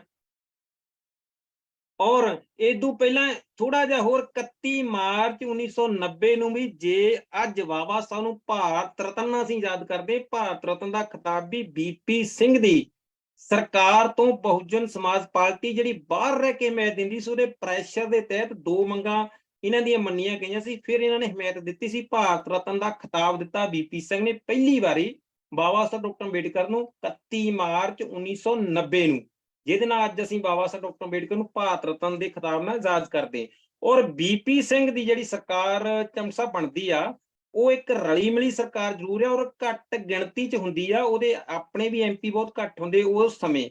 ਔਰ Janata Dal, Congress, socialist party, CPI, CPM, BJP ਜਿਹਦੀਆਂ ਸਭ ਤੋਂ ਜ਼ਿਆਦਾ ਸੀਟਾਂ ਸੀਗੀਆਂ। ਔਰ ਕਾਂਗਰਸ ਨੂੰ ਬਾਹਰ ਰੱਖਣ ਦੇ ਲਈ BP ਸਿੰਘ ਨੂੰ ਪ੍ਰਧਾਨ ਮੰਤਰੀ ਬਣਾਉਂਦੇ, ਔਰ ਉਹਦੇ ਚ ਦੇਵੀ ਲਾਲ, ਫਿਰ ਉਦੋਂ ਬਾਅਦ ਮੁਲਾਇਮ ਸਿੰਘ ਯਾਦਵ, ਲਾਲੂ ਪ੍ਰਸਾਦ ਯਾਦਵ, ਰਾਮ ਵਿਲਾਸ ਪਾਸਵਾਨ, ਇਹ ਸਾਰਿਆਂ ਦੀਆਂ ਥੋੜ੍ਹੀਆਂ ਸੀਟਾਂ, ਕੁਝ ਜਨਤਾ ਦਲ ਦੀਆਂ ਤੇ ਕੁਝ ਮਤਲਬ ਹੋਰ ਪਾਰਟੀਆਂ ਦੀਆਂ ਨਾ BP ਸਿੰਘ ਪ੍ਰਧਾਨ ਮੰਤਰੀ ਬਣਦੇ ਆ। ਔਰ BP ਸਿੰਘ ਦੀ ਸਰਕਾਰ ਦੇ ਵਿੱਚ ਵੀ ਥੋੜੀ ਬਹੁਤੀ ਗੁੱਟਬੰਦੀ ਹੋ ਜਾਂਦੀ ਆ, ਬਹੁਤ ਸਾਰੇ ਜਿਹੜੇ ਨੇਤਾ ਪ੍ਰਧਾਨ ਮੰਤਰੀ ਦੀ ਦੌੜ 'ਚ ਹੁੰਦੇ ਆ। ਔਰ BP ਸਿੰਘ ਲੱਗਦਾ ਆ ਵੀ ਮੇਰੀ ਸਰਕਾਰ ਖਤਰੇ 'ਚ ਆ, ਵੀ ਮੈਂ ਜ਼ਿਆਦਾ ਸਮਾਂ ਸਰਕਾਰ ਨਹੀਂ ਚਲਾ ਸਕਦਾ ਜਾਂ ਨਹੀਂ ਚੱਲਣੀ। ਔਰ ਉਹਨੇ ਜਾਂਦੇ ਜਾਂਦੇ ਜਾਂ ਇਹ ਜ਼ਰੂਰ ਸੋਚਿਆ ਕਿ ਮੈਂ ਕਿਉਂ ਨਾ ਕਿਉਂ ਇੱਕ ਚੰਗਾ ਕੰਮ ਕਰ ਜਾਵਾਂ ਜਿਹਦੇ 'ਚ ਮੇਰਾ ਨਾਂ ਲੋਕਾਂ ਦੇ ਵਿੱਚ ਹਮੇਸ਼ਾ ਲਈ ਯਾਦ ਰਹੂਗਾ। ਉਹ ਸੀਗਾ ਮੰਡਲ ਕਮਿਸ਼ਨ ਦੀ ਰਿਪੋਰਟ ਨੂੰ ਲਾਗੂ ਕਰਨਾ। 7 ਅਗਸਤ 1990 ਨੂੰ ਪਾਰਲੀਮੈਂਟ ਦੇ ਵਿੱਚ ਇਹਨੇ ਮਤਲਬ ਘੋਸ਼ਣਾ ਕਰਤੀ ਉਸ ਸਮੇਂ ਦੇ ਪ੍ਰਧਾਨ ਮੰਤਰੀ ਨੇ ਵੀ ਮੈਂ ਜਾਂ ਮੇਰੀ ਸਰਕਾਰ ਮੰਡਲ ਕਮਿਸ਼ਨ ਦੀ ਰਿਪੋਰਟ ਲਾਗੂ ਕਰੂਗੀ। 13 ਅਗਸਤ 1990 ਨੂੰ ਨੋਟੀਫਿਕੇਸ਼ਨ ਜਾਰੀ ਹੋ ਗਿਆ ਔਰ 15 ਅਗਸਤ 1990 ਨੂੰ ਲਾਲ ਕਿਲੇ ਦੀ ਗਰਾਊਂਡ ਤੇ ਆਜ਼ਾਦੀ ਦਿਵਸ ਦੇ ਉੱਤੇ ਇਹਨੇ ਘੋਸ਼ਣਾ ਕਰ ਦਿੱਤੀ, ਜਿਹੜਾ ਇੱਕ ਇਤਿਹਾਸਕ ਭਾਸ਼ਣ ਆ, ਅੱਜ ਵੀ ਜਿਹੜਾ ਆਪਾਂ ਨੂੰ YouTube ਤੇ ਮਿਲ ਸਕਦਾ। ਉਹ ਫਿਰ ਇਹਨਾਂ ਨੇ ਲਾਗੂ ਕੀਤੀ। ਉਹਦੇ ਵਿੱਚ ਕੀ ਕੀ ਮੁਸ਼ਕਲਾਂ ਆਈਆਂ, ਉਹਦਾ ਵਿਰੋਧ ਕਿਵੇਂ ਹੋਇਆ, ਕਿਹਨੇ ਰੋਕਿਆ, ਇਹਦੇ ਤੇ ਆਪਾਂ ਚਰਚਾ ਕਰਾਂਗੇ ਜੀ। ਪਰ ਜਦੋਂ ਉਹਨਾਂ ਨੇ ਐਲਾਨ ਕਰ ਦਿੱਤਾ ਜੀ, ਬੜੀ ਜਿੱਦੋ-ਜਹਿਦ ਕੀਤੀ। ਮੈਨੂੰ ਪਤਾ ਹੈ ਕਿ ਇਹਦੇ ਬਾਰੇ ਜਦੋਂ ਕਿਤੇ ਪਛੜੇਪਨ, ਜਿਹੜੇ ਪਛੜੇ ਲੋਕ ਆ, ਉਹਨਾਂ ਦੇ ਹੱਕ ਅਧਿਕਾਰਾਂ ਦੀ ਗੱਲ ਹੁੰਦੀ ਆ, ਜੀ, ਤਾਂ ਜਿਹੜਾ ਬ੍ਰਾਹਮਣਵਾਦ ਦਾ ਅਜਗਰ ਉੱਪਰ ਬੈਠਾ ਹੈਗਾ ਸਾਡੇ ਸਿਰ ਤੇ, ਹਮੇਸ਼ਾ ਜਿਹਦੀ ਤਲਵਾਰ ਜਿਹੜੀ ਮੰਡਰਾਉਂਦੀ ਹੈਗੀ ਆ, ਤਾਂ ਉਹ ਕਿਤੇ ਚੁੱਪ ਕਰਕੇ ਨਹੀਂ ਬੈਠਾ ਹੋਏਗਾ। ਮੇਰਾ ਅਗਲਾ ਸਵਾਲ ਹੈਗਾ ਜੀ, ਉੱਤਰੀ ਭਾਰਤ ਵਿੱਚ ਵਿਰੋਧ ਕਿਉਂ ਸ਼ੁਰੂ ਕੀਤਾ ਗਿਆ? ਉੱਤਰੀ ਭਾਰਤ ਵਿੱਚ ਜੀ ਚਮਸਾ ਵੱਡਾ ਤਾਂ ਕੋਈ ਨਾ ਕੋਈ ਕਾਰਨ ਹੋਏਗਾ ਨਾ। ਬਿਲਕੁਲ ਬਿਲਕੁਲ ਬਿਲਕੁਲ, ਤੁਸੀਂ ਬਿਲਕੁਲ ਰਾਈਟ ਜਿਹੜਾ ਕੁਐਸਚਨ ਕੀਤਾ। ਔਰ ਆਪਾਂ ਇਸ ਡਿਸਕਸ਼ਨ ਨੂੰ ਅੱਗੇ ਵਧਾਉਂਦੇ ਹੋਇਆਂ ਇੱਥੇ ਤੱਕ ਪਹੁੰਚ ਗਏ ਆ ਕਿ ਇਸ ਰਿਪੋਰਟ ਦਾ ਵਿਰੋਧ ਕਿਉਂ ਹੋਇਆ ਤੇ ਜ਼ਿਆਦਾਤਰ ਇਹਦਾ ਨਾਰਥ ਇੰਡੀਆ ਦੇ ਵਿੱਚ, ਉੱਤਰੀ ਭਾਰਤ ਵਿੱਚ ਹੀ ਵਿਰੋਧ ਕਿਉਂ ਹੋਇਆ। 2-3 ਸਵਾਲ ਇਹਨਾਂ ਰਿਲੇਟਡ ਹੈਗੇ, ਮੈਂ ਇਹਨਾਂ ਨੂੰ ਕਲੀਅਰ ਇਸੇ ਸਵਾਲ ਦੇ ਨਾਲ ਕਰ ਦਿੰਦਾ। ਕਿਉਂਕਿ ਉਸ ਸਮੇਂ ਦੇ ਉੱਤੇ ਝੰਮੜ ਸਾਹਿਬ 1990 ਤੋਂ ਪਹਿਲਾਂ ਇੱਕ ਵਿਸ਼ਵ ਹਿੰਦੂ ਪ੍ਰੀਸ਼ਦ ਨੇ ਨਾ ਬਹੁਤ ਵੱਡੇ ਅੰਦੋਲਨ ਚਲਾਉਣੇ ਸ਼ੁਰੂ ਕਰਤੇ ਸੀ ਰਾਮ ਮੰਦਿਰ ਬਣਾਉਣ ਲਈ, ਰਾਈਟ। ਰਾਮ ਮੰਦਿਰ ਜਿਹੜੀ ਅਯੁੱਧਿਆ ਦੇ ਉੱਤੇ ਜਿਹੜਾ ਵਿਵਾਦਿਤ ਮਾਮਲਾ ਸੀਗਾ, ਉਹਦਾ ਤੁਹਾਨੂੰ ਆਪਾਂ ਨੂੰ ਸਾਰਾ ਪਤਾ। 1992 ਦੇ ਵਿੱਚ ਮੁਲਾਇਮ ਸਿੰਘ ਸਰਕਾਰ 'ਚ ਬਾਬਰੀ ਮਸਜਿਦ ਢਾਹ ਕੇ ਰਾਮ ਮੰਦਿਰ ਦੀ ਉਸਾਰੀ ਜਿਹੜੀ ਕਰਨ ਦੇ ਲਈ ਉਹਨਾਂ ਨੇ ਕੰਮ ਸ਼ੁਰੂ ਕਰਤਾ। 1990 ਤੋਂ ਪਹਿਲਾਂ ਵਿਸ਼ਵ ਹਿੰਦੂ ਪ੍ਰੀਸ਼ਦ ਨੇ ਬਹੁਤ ਸਾਰੇ ਸੰਮੇਲਨ ਕੀਤੇ ਸੀ, ਅਸੀਂ ਮਤਲਬ ਰਾਮ ਮੰਦਿਰ ਬਣਾਵਾਂਗੇ। ਕਿਉਂਕਿ ਜਿੱਦਾਂ ਤੁਸੀਂ ਜ਼ਿਕਰ ਕੀਤਾ ਵੀ ਜਿਹੜੀ ਇੱਕ OBC ਅਦਰ ਬੈਕਵਰਡ ਕਾਸਟ ਜਾਂ BC backward caste, these are same thing, ਇਹ ਕੋਈ ਆ ਵੀ ਇਹਨਾਂ ਨੇ ਦੌੜ ਕੇ ਜਰਨਲ ਕੈਟਾਗਰੀ 'ਚ ਰਲ ਗਏ, ਆਪਣੇ ਆਪ ਨੂੰ ਪਛੜੇ ਨਹੀਂ ਸਮਝਿਆ ਔਰ ਗਾਂਧੀ ਦੀ ਝੋਲੀ ਜਾ ਪਿਆ, ਜਿਹਦਾ ਕਰਕੇ ਇਹਨਾਂ ਨੇ ਬਾਬਾ ਸਾਹਿਬ ਡਾਕਟਰ ਅੰਬੇਡਕਰ ਦਾ ਵਿਰੋਧ ਕੀਤਾ। ਇਹਨਾਂ ਨੂੰ ਅਧਿਕਾਰ ਨਹੀਂ ਮਿਲ ਸਕੇ। ਜ਼ਿਆਦਾਤਰ ਕਾਂਗਰਸ ਦਾ ਜਿਹੜਾ ਮੈਂ ਐਨਾਲਿਸਿਸ ਕਰਦਾ ਕਿ ਮੰਡਲ ਕਮਿਸ਼ਨ ਦੀ ਰਿਪੋਰਟ ਨਾ ਲਾਗੂ ਕਰਨਾ ਇੱਕ ਕਿਸਮ ਦਾ ਵਿਅਕਤੀਗਤ ਤੌਰ ਤੇ ਬਾਬਾ ਸਾਹਿਬ ਦਾ ਵਿਰੋਧ ਸੀ। ਉਹਨਾਂ ਨੂੰ ਸਮਾਜ ਨਾਲ, ਦੇਸ਼ ਨਾਲ ਕੋਈ ਮਕਸਦ ਨਹੀਂ, ਕਿਉਂਕਿ ਬਾਬਾ ਸਾਹਿਬ ਡਾਕਟਰ ਅੰਬੇਡਕਰ ਚਾਹੁੰਦੇ ਸੀ ਇਹ ਵਰਗ ਜਿਹੜਾ ਅੱਗੇ ਆਵੇ, ਸਾਰਿਆਂ ਨੂੰ ਸੰਵਿਧਾਨਿਕ ਤੌਰ ਤੇ ਸਮਤਾ, ਸਮਾਨਤਾ ਤੇ ਸੁਤੰਤਰਤਾ ਤੇ ਆਜ਼ਾਦੀ ਦਾ ਅਧਿਕਾਰ ਮਿਲੇ। ਔਰ ਉਹਦਾ ਕਰਕੇ ਇਹ ਰਿਪੋਰਟ ਨੂੰ ਦਬਾਈ ਗਿਆ ਔਰ ਇਸ ਵਰਗ ਨੂੰ ਗਿਆਨ ਨਹੀਂ ਸੀਗਾ। ਇਹ ਵਰਗ ਜਿਹੜਾ ਅਗਿਆਨਤਾ ਦੇ ਵਿੱਚ ਸੀ ਔਰ ਗਾਂਧੀ ਦੇ, ਨਹਿਰੂ ਦੇ ਚੱਕਰ 'ਚ ਆ ਕੇ ਇਹਨਾਂ ਨੇ ਬਾਬਾ ਸਾਹਿਬ ਦਾ ਸਾਥ ਨਹੀਂ ਦਿੱਤਾ ਔਰ ਆਪਣੇ ਹੱਕ ਅਧਿਕਾਰਾਂ ਦੀ ਬਲੀ ਦੇ ਦਿੱਤੀ। ਔਰ ਗੱਲ ਤੁਸੀਂ ਕਰ ਰਹੇ ਵੀ ਇਹਦਾ ਉੱਤਰੀ ਭਾਰਤ 'ਚ ਵਿਰੋਧ ਕਿਉਂ ਹੈ? ਕਿਉਂਕਿ ਉਸ ਸਮੇਂ ਜਿਹੜੇ BJP ਦੇ ਲਾਲ ਕ੍ਰਿਸ਼ਨ ਅਡਵਾਨੀ ਨੇਤਾ ਸੀਗੇ, ਲਾਲ ਕ੍ਰਿਸ਼ਨ ਅਡਵਾਨੀ ਜਿਹੜੇ ਸੀ, ਇਹ ਆਪਾਂ ਨੂੰ ਪਤਾ ਕਿ 1980 ਦੇ ਵਿੱਚ ਜਨਸੰਘ ਤੋਂ ਬਾਅਦ ਭਾਰਤੀ ਜਨਤਾ ਪਾਰਟੀ ਬੀਜੇਪੀ ਬਣਦੀ ਆ, ਔਰ ਇਹਨਾਂ ਦੀ ਕੋਸ਼ਿਸ਼ ਸੀਗੀ ਵੀ ਅਸੀਂ ਇਸ ਸਮਾਜ ਨੂੰ ਰਾਮ ਨਾਮ ਦੇ ਨਾਂ ਦੇ ਉੱਤੇ ਉਲਝਾਈ ਰੱਖੀਏ, ਔਰ ਮੰਦਿਰ ਕਮਿਸ਼ਨ ਜਾਂ ਮੰਦਿਰ ਬਣਾਉਣ ਦੇ ਵਿੱਚ ਇੱਧਰ ਇਹਨਾਂ ਨੂੰ ਪਾਈ ਰੱਖੀਏ। ਓਬੀਸੀ ਜ਼ਿਆਦਾਤਰ ਉਹੋ ਹੀ ਇਹਨਾਂ ਨਾਲ ਜੁੜੇ ਸੀ। ਔਰ ਅਡਵਾਨੀ ਹੁਣਾਂ ਦੇ ਇੱਕ ਪ੍ਰੋਬਲਮ ਇਹ ਕ੍ਰੀਏਟ ਹੋ ਗਈ ਕਿ ਉਹਨਾਂ ਨੇ ਸਰਕਾਰ ਨੂੰ ਹਮਾਇਤ ਦਿੱਤੀ ਸੀਗੀ, ਔਰ ਉਹ ਬੀਪੀ ਸਿੰਘ ਨੂੰ ਕਹਿੰਦੇ ਸੀ ਕਿ ਤੁਸੀਂ ਇੱਕ ਹਿੰਦੂ ਵਰਗ ਦੇ ਵਿੱਚ ਜਿਹੜਾ ਜਾਤ ਪਾਤ ਦੁਖਾੜ ਜਿਹੜਾ ਪੈਦਾ ਕਰਦੇ ਆ, ਇਸ ਕਰਕੇ ਠੀਕ ਨਹੀਂਗਾ। ਉਹਨਾਂ ਦੀ ਮਜਬੂਰੀ ਹੋ ਗਈ, ਉਹ ਕੋਈ ਨਾ ਕੋਈ ਕਾਰਨ ਲੱਭ ਰਹੇ ਸੀਗੇ ਹਮਾਇਤ ਵਾਪਸ ਲੈਣ ਲਈ। ਔਰ ਉਸ ਸਮੇਂ ਮਤਲਬ ਫਿਰ ਇਹਨਾਂ ਨੇ ਇੱਕ ਪਲਾਨ ਕੀਤੀ ਵੀ ਆਪਾਂ ਇਹਦੇ ਅਗੇਂਸਟ ਕਿਉਂ ਨਾ ਇੱਕ ਕਮੰਡਲ ਚਲਾਇਆ ਜਾਵੇ, ਮੰਡਲ ਦੇ ਅਗੇਂਸਟ, ਜਿਹਦਾ ਨਾਂ ਆਪਾਂ ਕਮੰਡਲ ਰੱਖਦੇ। ਔਰ ਇਹਨਾਂ ਨੇ 25 ਸਤੰਬਰ 1990 ਨੂੰ ਜਿਹੜੀ ਆ ਸੋਮਨਾਥ ਮੰਦਿਰ ਤੋਂ ਅਯੁੱਧਿਆ ਤੱਕ 10,000 ਕਿਲੋਮੀਟਰ ਦੀ ਜਿਹੜੀ ਰੱਥ ਯਾਤਰਾ ਸ਼ੁਰੂ ਕੀਤੀ, ਜਿਹੜੀ ਬਿਹਾਰ ਮਹਾਰਾਸ਼ਟਰ ਹੁੰਦਿਆਂ ਹੋਇਆ ਯੂਪੀ ਪਹੁੰਚਣੀ ਸੀਗੀ, ਲੋਕਾਂ ਨੂੰ ਮਤਲਬ ਆਪਣੇ ਨਾਲ ਜੋੜਨ ਲਈ, ਔਰ ਮੰਡਲ ਕਮਿਸ਼ਨ ਦੀ ਜਿਹੜੀ ਰਿਪੋਰਟ ਆ ਉਹਦੇ ਤੋਂ ਲੋਕਾਂ ਦਾ ਧਿਆਨ ਉਠਾਉਣ ਦੇ ਲਈ। ਇਹ ਗੱਲ ਜਿਹੜੀ ਆ 1990 91 92 ਦੇ ਇੱਕ ਸਾਰੇ ਜਿਹੜੀ ਘਟਨਾ ਵਾਪਰਦੀ ਆ, ਔਰ ਉਹਦੇ ਚ ਇਹ ਆਪਣੀ ਰੱਥ ਯਾਤਰਾ ਸ਼ੁਰੂ ਕਰਦੇ ਆ ਉੱਤਰੀ ਭਾਰਤ ਵਿੱਚ ਜਿਹੜੀ ਇੱਕ ਮਿੰਟ ਜੀ ਜੀ ਕਾਰਜ ਸਾਥੀਓ, ਇੱਕ ਗੱਲ ਇਹਦੇ ਨਾਲ ਹੋਰ ਵੀ ਜੁੜਦੀ ਹੈਗੀ ਆ ਕਿ ਜਦੋਂ ਵੀ ਕਿਸੇ ਮਤਲਬ ਕਿ ਵਰਗ ਦੀ, ਜਿੱਦਾਂ BC OBC ਦੀ ਆਪਾਂ ਗੱਲ ਕਰ ਰਹੇ ਹਾਂ, ਪਛੜੇ ਲੋਕਾਂ ਦੀ ਗੱਲ ਕਰ ਰਹੇ ਹਾਂ, ਕਿਉਂਕਿ ਇੱਕ ਇਹਦੀ ਲੜੀ ਜੁੜਦੀ ਹੈਗੀ ਕਿ ਬਾਬਾ ਸਾਹਿਬ ਜੀ ਜਿਹੜੇ ਜਿੰਨੇ ਪਛੜੇ ਲੋਕ ਆ ਉਹਨਾਂ ਦੀ ਗਵਾਹੀ ਕਰ ਰਹੇ ਸੀਗੇ। ਜਿਹੜੇ ਭੋਲੇ ਲੋਕ ਸੀਗੇ BC ਦੇ OBC ਦੇ ਲੋਕ ਸੀਗੇ, ਉਹਨਾਂ ਨੂੰ ਗੁੰਮਰਾਹ ਕੀਤਾ ਗਿਆ, ਕਿਉਂਕਿ ਸਿਰਫ ਤੇ ਸਿਰਫ ਬਾਬਾ ਸਾਹਿਬ ਇੱਕ ਛੋਟੀ ਜਾਤ ਵਿੱਚ ਪੈਦਾ ਹੋਣ ਕਾਰਨ ਉਹਨਾਂ ਲੋਕਾਂ ਨੇ ਆਪਣੇ ਹੱਕਾਂ ਅਧਿਕਾਰਾਂ ਨੂੰ ਨਹੀਂ ਦੇਖਿਆ ਵੀ ਸਾਡੇ ਆਉਣ ਵਾਲੀਆਂ ਪੀੜ੍ਹੀਆਂ ਤੱਕ ਹੱਕਾਂ ਅਧਿਕਾਰਾਂ ਦੀ ਗੱਲ ਹੈ, ਸਾਡਾ ਜੀਵਨ ਬਦਲੇਗਾ, ਉਹਨਾਂ ਦੇ ਪਿੱਛੇ ਲੱਗ ਗਏ। ਉਸੇ ਤਰ੍ਹਾਂ ਮੰਡਲ ਕਮਿਸ਼ਨ ਦੀ ਰਿਪੋਰਟ ਦੀ ਜਗ੍ਹਾ ਮੰਡਲ ਕਮਿਸ਼ਨ ਜਿਹੜਾ ਲਾਗੂ ਵੀ ਹੋ ਜਾਂਦਾ ਹੈਗਾ, ਤਾਂ ਅਗਲਿਆਂ ਨੇ ਕਮੰਡਲ ਫੜਾਤਾ ਧਰਮ ਦਾ। ਜੀ ਜਿਹੜੀ ਬਾਬਰੀ ਮਸਜਿਦ ਦਾ ਇਹਨਾਂ ਦਾ ਆਰਾਮ ਦਾ ਜਿਹੜਾ ਰੌਲਾ ਸੀਗਾ ਨਾ, ਜਿਹੜਾ ਰਾਮ ਮੰਦਿਰ ਅੱਜ ਬਣ ਚੁੱਕਾ ਹੈਗਾ, ਉਸ ਪਾਸੇ ਲਿਆ ਕੇ ਉਹ ਹਿੰਦੂਆਂ ਦੇ ਮਤਲਬ ਬਾਬਾ ਸਾਹਿਬ ਹਿੰਦੂ ਸਿਸਟਮ ਤੋਂ ਬਾਹਰ ਕੱਢ ਰਹੇ, ਇੱਕ ਸੂਚੀ ਤਿਆਰ ਕਰਕੇ ਸਾਰੀਆਂ ਜਾਤੀਆਂ ਦੀ ਗਿਣਤੀ ਕਰਕੇ ਉਹਨਾਂ ਦੇ ਹੱਕ ਅਧਿਕਾਰ ਦਿਵਾਣੇ ਆ। ਤਾਂ ਇਹ ਲੋਕ ਜਾਣ ਕੇ ਸਾਹਿਬ ਸ਼੍ਰੀ ਕਾਂਚੀ ਰਾਮ ਜੀ ਨੇ ਜਿਹੜਾ ਚੱਕਣ ਚੱਕਿਆ ਸੀਗਾ ਵੀ ਆਹ ਭਾਈ ਤੁਹਾਡੇ ਹੱਕ ਪਏ ਹੈਗੇ ਆ, ਉਸ ਵੇਲੇ ਵੀ ਦੇਖੋ ਮੀਡੀਆ ਨੇ ਇਹਨਾਂ ਨੂੰ ਕਿੱਦਾਂ ਗੁੰਮਰਾਹ ਕੀਤਾ ਹੈਗਾ। ਤਾਂ ਜਿਹੜੇ ਮਤਲਬ ਕਿ ਸਾਰੇ ਲੋਕਾਂ ਦਾ ਭਲਾ ਕਰਨ ਵਾਲੇ ਲੀਡਰ ਹੈਗੇ ਆ, ਉਹਨਾਂ ਦੇ ਪਿੱਛੇ ਨਹੀਂ ਚੱਲੇ, ਫੇਰ ਧਰਮ ਵੱਲ ਨੂੰ ਤੁਰ ਪਏ। ਹੁਣ ਧਰਮ ਨੇ ਕੀ ਦੇਣਾ ਸੀਗਾ? ਠੈਂਗਣ ਦੇਣਾ ਸੀਗਾ। ਪੜ੍ਹਾਈ ਲਿਖਾਈ ਦੇ ਨਾਲ ਇਨਸਾਨ ਦੇ ਕੋਲ, ਮਨੁੱਖ ਦੇ ਕੋਲ ਪੈਸਾ ਆਂਦਾ, ਜਦੋਂ ਪੈਸਾ ਆਂਦਾ ਤਾਂ ਖੁਸ਼ਹਾਲ ਲੈਂਦਾ ਹੈਗਾ। ਤਾਂ ਉਹਨਾਂ ਨੇ ਅਗਲੇ ਨੇ ਮੰਡਲ ਕਮਿਸ਼ਨ ਦੀ ਜਗ੍ਹਾ ਕਮੰਡਲ ਫੜਾਤਾ ਸੀਗਾ। ਹਾਂਜੀ ਜੱਖੂ ਸਾਹਿਬ, ਆਪਣੀ ਗੱਲ ਜਾਰੀ ਰੱਖੋ। ਤੇ ਇੱਕ ਮੇਰਾ ਵਿੱਚੇ ਹੋਰ ਸਵਾਲ ਵੀ ਹੈਗਾ ਜੀ ਕਿ ਬੀਜੇਪੀ ਨੇ ਮੰਡਲ ਦੇ ਅਗੇਂਸਟ ਵਿੱਚ ਕਮੰਡਲ ਜਿਹੜਾ ਸ਼ੁਰੂ ਕੀਤਾ ਸੀਗਾ, ਇਹਦੇ ਵਿੱਚ ਹੋਰ ਤਰੀਕੇ ਨਾਲ ਜਰਾ ਦੱਸਿਆ ਜਾਵੇ ਜੀ। ਜੀ ਬਿਲਕੁਲ ਜੀ, ਮੈਂ ਬਸ ਬੀਜੇਪੀ ਦੀ ਅੱਜ ਸਰਕਾਰ ਹੈਗੀ ਹੈ ਨਾ ਜੀ ਬਸ ਮੈਂ ਇਸੇ ਹੀ ਗੱਲ ਤੇ ਚਮਸਬ ਆ ਰਿਹਾ ਸੀ, ਤੇ ਤੁਸੀਂ ਬਹੁਤ ਵਧੀਆ ਨਾਲ ਜਿਹੜੀ ਆ ਗੱਲ ਜੋੜ ਦਿੱਤੀ BC ਦੀ, ਮਤਲਬ ਵੀ ਕਿਉਂ ਇਹਨਾਂ ਨੂੰ ਦੂਰ ਕੀਤਾ ਜਾ ਰਿਹਾ। ਔਰ ਆਪਾਂ ਗੱਲ ਕਰ ਰਹੇ ਹਾਂ ਵੀ ਕਮੰਡਲ ਦੀ, ਔਰ ਜਦੋਂ ਫਿਰ 1990 ਦੇ ਵਿੱਚ ਨੋਟੀਫਿਕੇਸ਼ਨ ਜਾਰੀ ਹੁੰਦਾ ਚਮਸਬ, ਉਸੇ ਹੀ ਸਮੇਂ ਇੱਕ ਇੰਦਰਾ ਸਾਹਨੀ ਜਿਹੜੀ ਇੱਕ ਵਕੀਲ ਹੁੰਦੀ ਸੁਪਰੀਮ ਕੋਰਟ ਦੀ, ਉਹ ਰਿਟ ਦਾਖਲ ਕਰ ਦਿੰਦੀ ਸੁਪਰੀਮ ਕੋਰਟ ਦੇ ਵਿੱਚ ਵੀ ਇਹ ਜਿਹੜੀ ਆ ਅਗੇਂਸਟ ਆ ਜਿਹੜੀ ਆ ਧਾਰਾ 15.4 ਔਰ 16 ਪੁਆਇੰਟ ਦੇ ਵੀ ਇਹ ਜਿਹੜੀ ਆ ਲਾਗੂ ਨਹੀਂ ਕੀਤੀ ਜਾਣੀ ਚਾਹੀਦੀ। ਸੁਪਰੀਮ ਕੋਰਟ 'ਚ ਰਿਟ ਹੋ ਜਾਂਦੀ ਆ, ਔਰ ਰਿਟ ਜਿਹੜੀ ਉਹ 1991 ਦੇ ਵਿੱਚ ਉਹਦਾ ਫੈਸਲਾ ਹੁੰਦਾ ਵੀ ਇਹ ਸਹੀ ਆ, ਮੰਡਲ ਦੀ ਰਿਪੋਰਟ ਨੂੰ ਸਹੀ ਪਾਇਆ ਜਾਂਦਾ ਵੀ ਇਹਨੂੰ ਲਾਗੂ ਕੀਤਾ ਜਾਵੇ। ਉਸ ਸਮੇਂ ਫਿਰ ਨਰਸਿਮਹਾ ਰਾਓ ਦੀ ਸਰਕਾਰ ਬਣਦੀ ਔਰ ਉਹ ਥੋੜਾ ਲਾਗੂ ਕਰਦੇ ਆ। ਫਿਰ ਉਹਨਾਂ ਨੇ ਸਿਰਫ ਦੋ ਜਿਹੜੀਆਂ ਚੀਜ਼ਾਂ ਚੱਕੀਆਂ, ਇੱਕ ਵਿਦਿਆ ਦੇ ਵਿੱਚ ਤੇ ਇੱਕ ਜਿਹੜਾ ਸਮਾਜਿਕ ਖੇਤਰ ਦੇ ਵਿੱਚ ਜਿਹੜੀ ਸਮਾਨਤਾ ਇਹਨਾਂ ਨੂੰ ਦਿੱਤੀ ਜਾਵੇ ਨੌਕਰੀਆਂ ਦੇ ਵਿੱਚ ਤੇ ਪੜ੍ਹਾਈ ਦੇ ਵਿੱਚ, ਦੋ ਜਿਹੜੀਆਂ ਲਾਗੂ ਕੀਤੀਆਂ ਮੰਡਲ ਦੀਆਂ ਰਿਪੋਰਟਾਂ। ਔਰ ਉਸ ਸਮੇਂ ਫਿਰ ਜਿਹੜੀ ਆ ਰੱਥ ਯਾਤਰਾ ਅਡਵਾਨੀ ਕਰਦੇ ਆ, ਉਹ ਰੱਥ ਯਾਤਰਾ ਜਿਹੜੀ ਆ ਬਿਹਾਰ ਦੇ ਉਸ ਸਮੇਂ ਦੇ ਮੁੱਖ ਮੰਤਰੀ ਆ ਜਿਹੜੇ ਲਾਲੂ ਪ੍ਰਸਾਦ ਯਾਦਵ 29 ਸਤੰਬਰ ਨੂੰ ਉਹ ਰੋਕ ਦਿੰਦੇ ਆ। ਇਹਨਾਂ ਦੀ ਰੱਥ ਯਾਤਰਾ ਜਿਹੜੀ ਆ ਉਹ ਰੋਕੀ ਜਾਂਦੀ, ਕਿਉਂਕਿ ਉਸ ਸਮੇਂ BP ਸਿੰਘ ਦੇ ਨਾਲ ਇਹਨਾਂ ਸਾਰੀਆਂ ਜਿੰਨੀਆਂ ਵੀ OBC ਵਰਗ ਦੀ ਨੁਮਾਇੰਦਗੀ ਕਰਦੀਆਂ ਸੀ ਉਹਨਾਂ ਦੀ ਹਮਾਇਤ ਸੀਗੀ। ਔਰ ਮੰਡਲ ਕਿਸੇ ਦੇ ਹੱਕ ਦੇ ਵਿੱਚ ਵੀ ਬਹੁਤ ਸਾਰੀਆਂ ਰੈਲੀਆਂ ਹੋ ਰਹੀਆਂ ਸੀ, ਬਹੁਤ ਸਾਰੇ ਨੇਤਾ ਜਿਹੜਾ ਪ੍ਰਚਾਰ ਕਰ ਰਹੇ ਸੀ। ਔਰ ਉਸ ਸਮੇਂ ਦੇ ਵਿੱਚ ਬਹੁਤ ਵੱਡੇ ਅੰਦੋਲਨ ਹੋਏ। ਆਪਾਂ ਦੇਖਿਆ ਕਿ ਕਿੱਦਾਂ ਮਤਲਬ ਲੋਕਾਂ ਨੂੰ ਭੜਕਾਇਆ ਗਿਆ, ਔਰ ਜਰਨਲ ਜਾਂ ਮਨੂਵਾਦ ਮੀਡੀਆ ਨੇ ਲੋਕਾਂ 'ਚ ਜਾਤ ਪਾਤ ਦਾ ਕਹਿ ਕੇ ਜਾਂ ਜਰਨਲ ਕੈਟਾਗਰੀ ਕੀ ਕਰਨਗੇ, ਲੋਕਾਂ ਨੇ ਬਹੁਤ ਸਾਰੇ ਆਪਣੇ ਆਪ ਨੂੰ ਅੱਗਾਂ ਲਾਈਆਂ, ਬਹੁਤ ਅੰਦੋਲਨ ਹੋਏ, ਭੰਨ ਤੋੜ, ਗ੍ਰਿਫਤਾਰੀਆਂ ਹੋਈਆਂ, ਕਾਫੀ ਸਾਰੇ ਕਰਫਿਊ ਲੱਗੇ ਕਈ ਸਟੇਟਾਂ ਦੇ ਵਿੱਚ ਉੱਤਰੀ ਭਾਰਤ 'ਚ ਖਾਸ ਕਰਕੇ।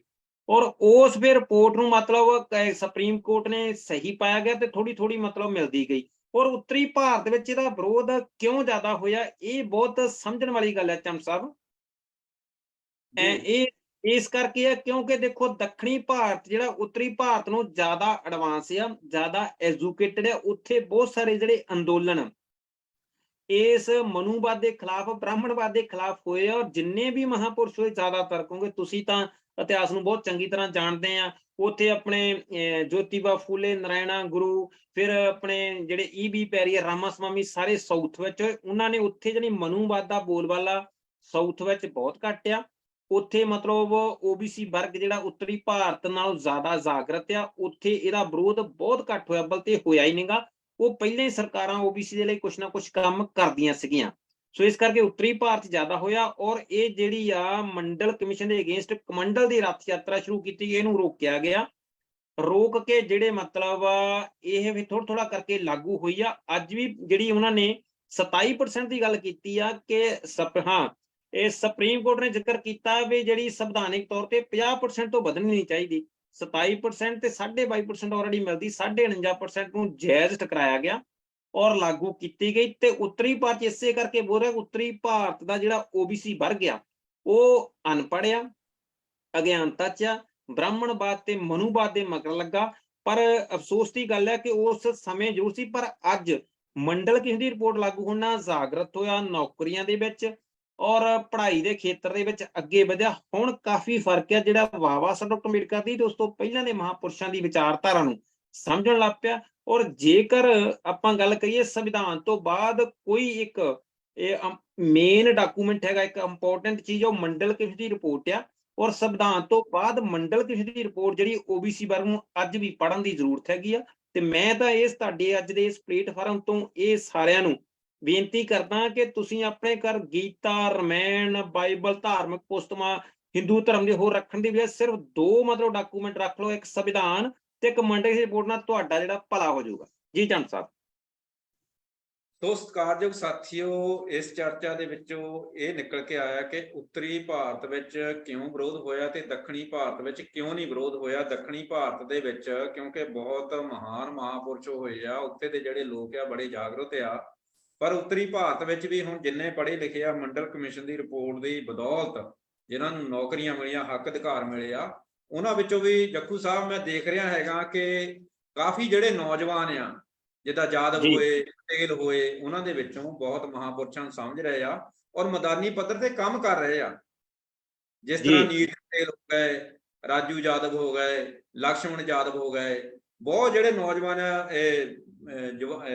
ਜਿਹੜੀ ਆ ਕਾਫੀ ਯੂਨੀਵਰਸਿਟੀਆਂ ਵਿੱਚ ਪੜ੍ਹੇ ਲਿਖੇ ਨੌਜਵਾਨ ਆ, ਉਹ ਮੈਦਾਨੀ ਪੱਧਰ ਤੇ ਇਸ ਵੇਲੇ ਬਹੁਤ ਵੱਡੇ ਲੈਵਲ ਤੇ ਕੰਮ ਕਰਦੇ ਆ। ਸੋ ਸਾਥੀਓ, ਇੱਕ ਗੱਲ ਹੋਰ ਚੇਤੇ ਕਰਾ ਦਈਏ ਕਿ ਲਾਲੂ ਪ੍ਰਸਾਦ ਯਾਦਵ ਨੂੰ ਜਿਹੜਾ ਜੇਲ੍ਹ ਵਿੱਚ ਸਿੱਟਿਆ ਗਿਆ ਇੰਨਾ ਲੰਮਾ ਸਮਾਂ, ਕਿਉਂਕਿ ਉਹਨੇ ਬ੍ਰਾਹਮਣ ਦੀ, ਰੱਬ ਦੀ ਜਿਹੜੀ ਹੈ ਈਨ ਨਹੀਂ ਮੰਨੀ। ਕਿਉਂਕਿ ਜਿਸ ਤਰ੍ਹਾਂ ਨਤੀਸ਼ ਪੈਰੀ ਡਿੱਗ ਪਿਆ ਸੀ, ਜਿਸ ਤਰ੍ਹਾਂ ਜੀਤ ਰਾਮ ਮਾਂਝੀ ਜਿਹੜੇ ਬਿਹਾਰ ਦੇ ਮੁੱਖ ਮੰਤਰੀ, ਦੋਵਾਂ ਦੇ ਮੈਂ ਨਾਂ ਗਿਣਾ ਰਿਹਾ, ਉਹਨਾਂ ਦੇ ਬੀਜੇਪੀ ਦੇ ਪੈਰਾਂ ਦੇ ਵਿੱਚ ਡਿੱਗ ਪਏ ਸੀਗੇ, ਤਾਂ ਉਹਨਾਂ ਤੇ ਕੋਈ ਰੋਪ ਨਹੀਂ, ਕਿਉਂਕਿ ਉਹਨਾਂ ਨੇ ਮੰਡਲ ਕਮਿਸ਼ਨ ਦੀ ਰਿਪੋਰਟ ਦੇ ਹੱਕ ਦੇ ਵਿੱਚ ਉਹ ਭੁਗਤੇ ਸੀਗੇ, ਜਿਹੜੇ ਲਾਲੂ ਪ੍ਰਸਾਦ ਯਾਦਵ ਜੀ ਆ। ਇਸੇ ਕਰਕੇ ਉਹਨਾਂ ਨੂੰ ਹਰਜਾਨਾ ਭੁਗਤਣਾ ਪਿਆ, ਬਹੁਤ ਲੰਮਾ ਸਮਾਂ ਉਹਨਾਂ ਨੂੰ ਜੇਲ੍ਹ ਦੇ ਵਿੱਚ। ਪਰ ਉਹਨਾਂ ਨੇ ਰੱਥ ਵੀ ਰੋਕਿਆ ਸੀਗਾ।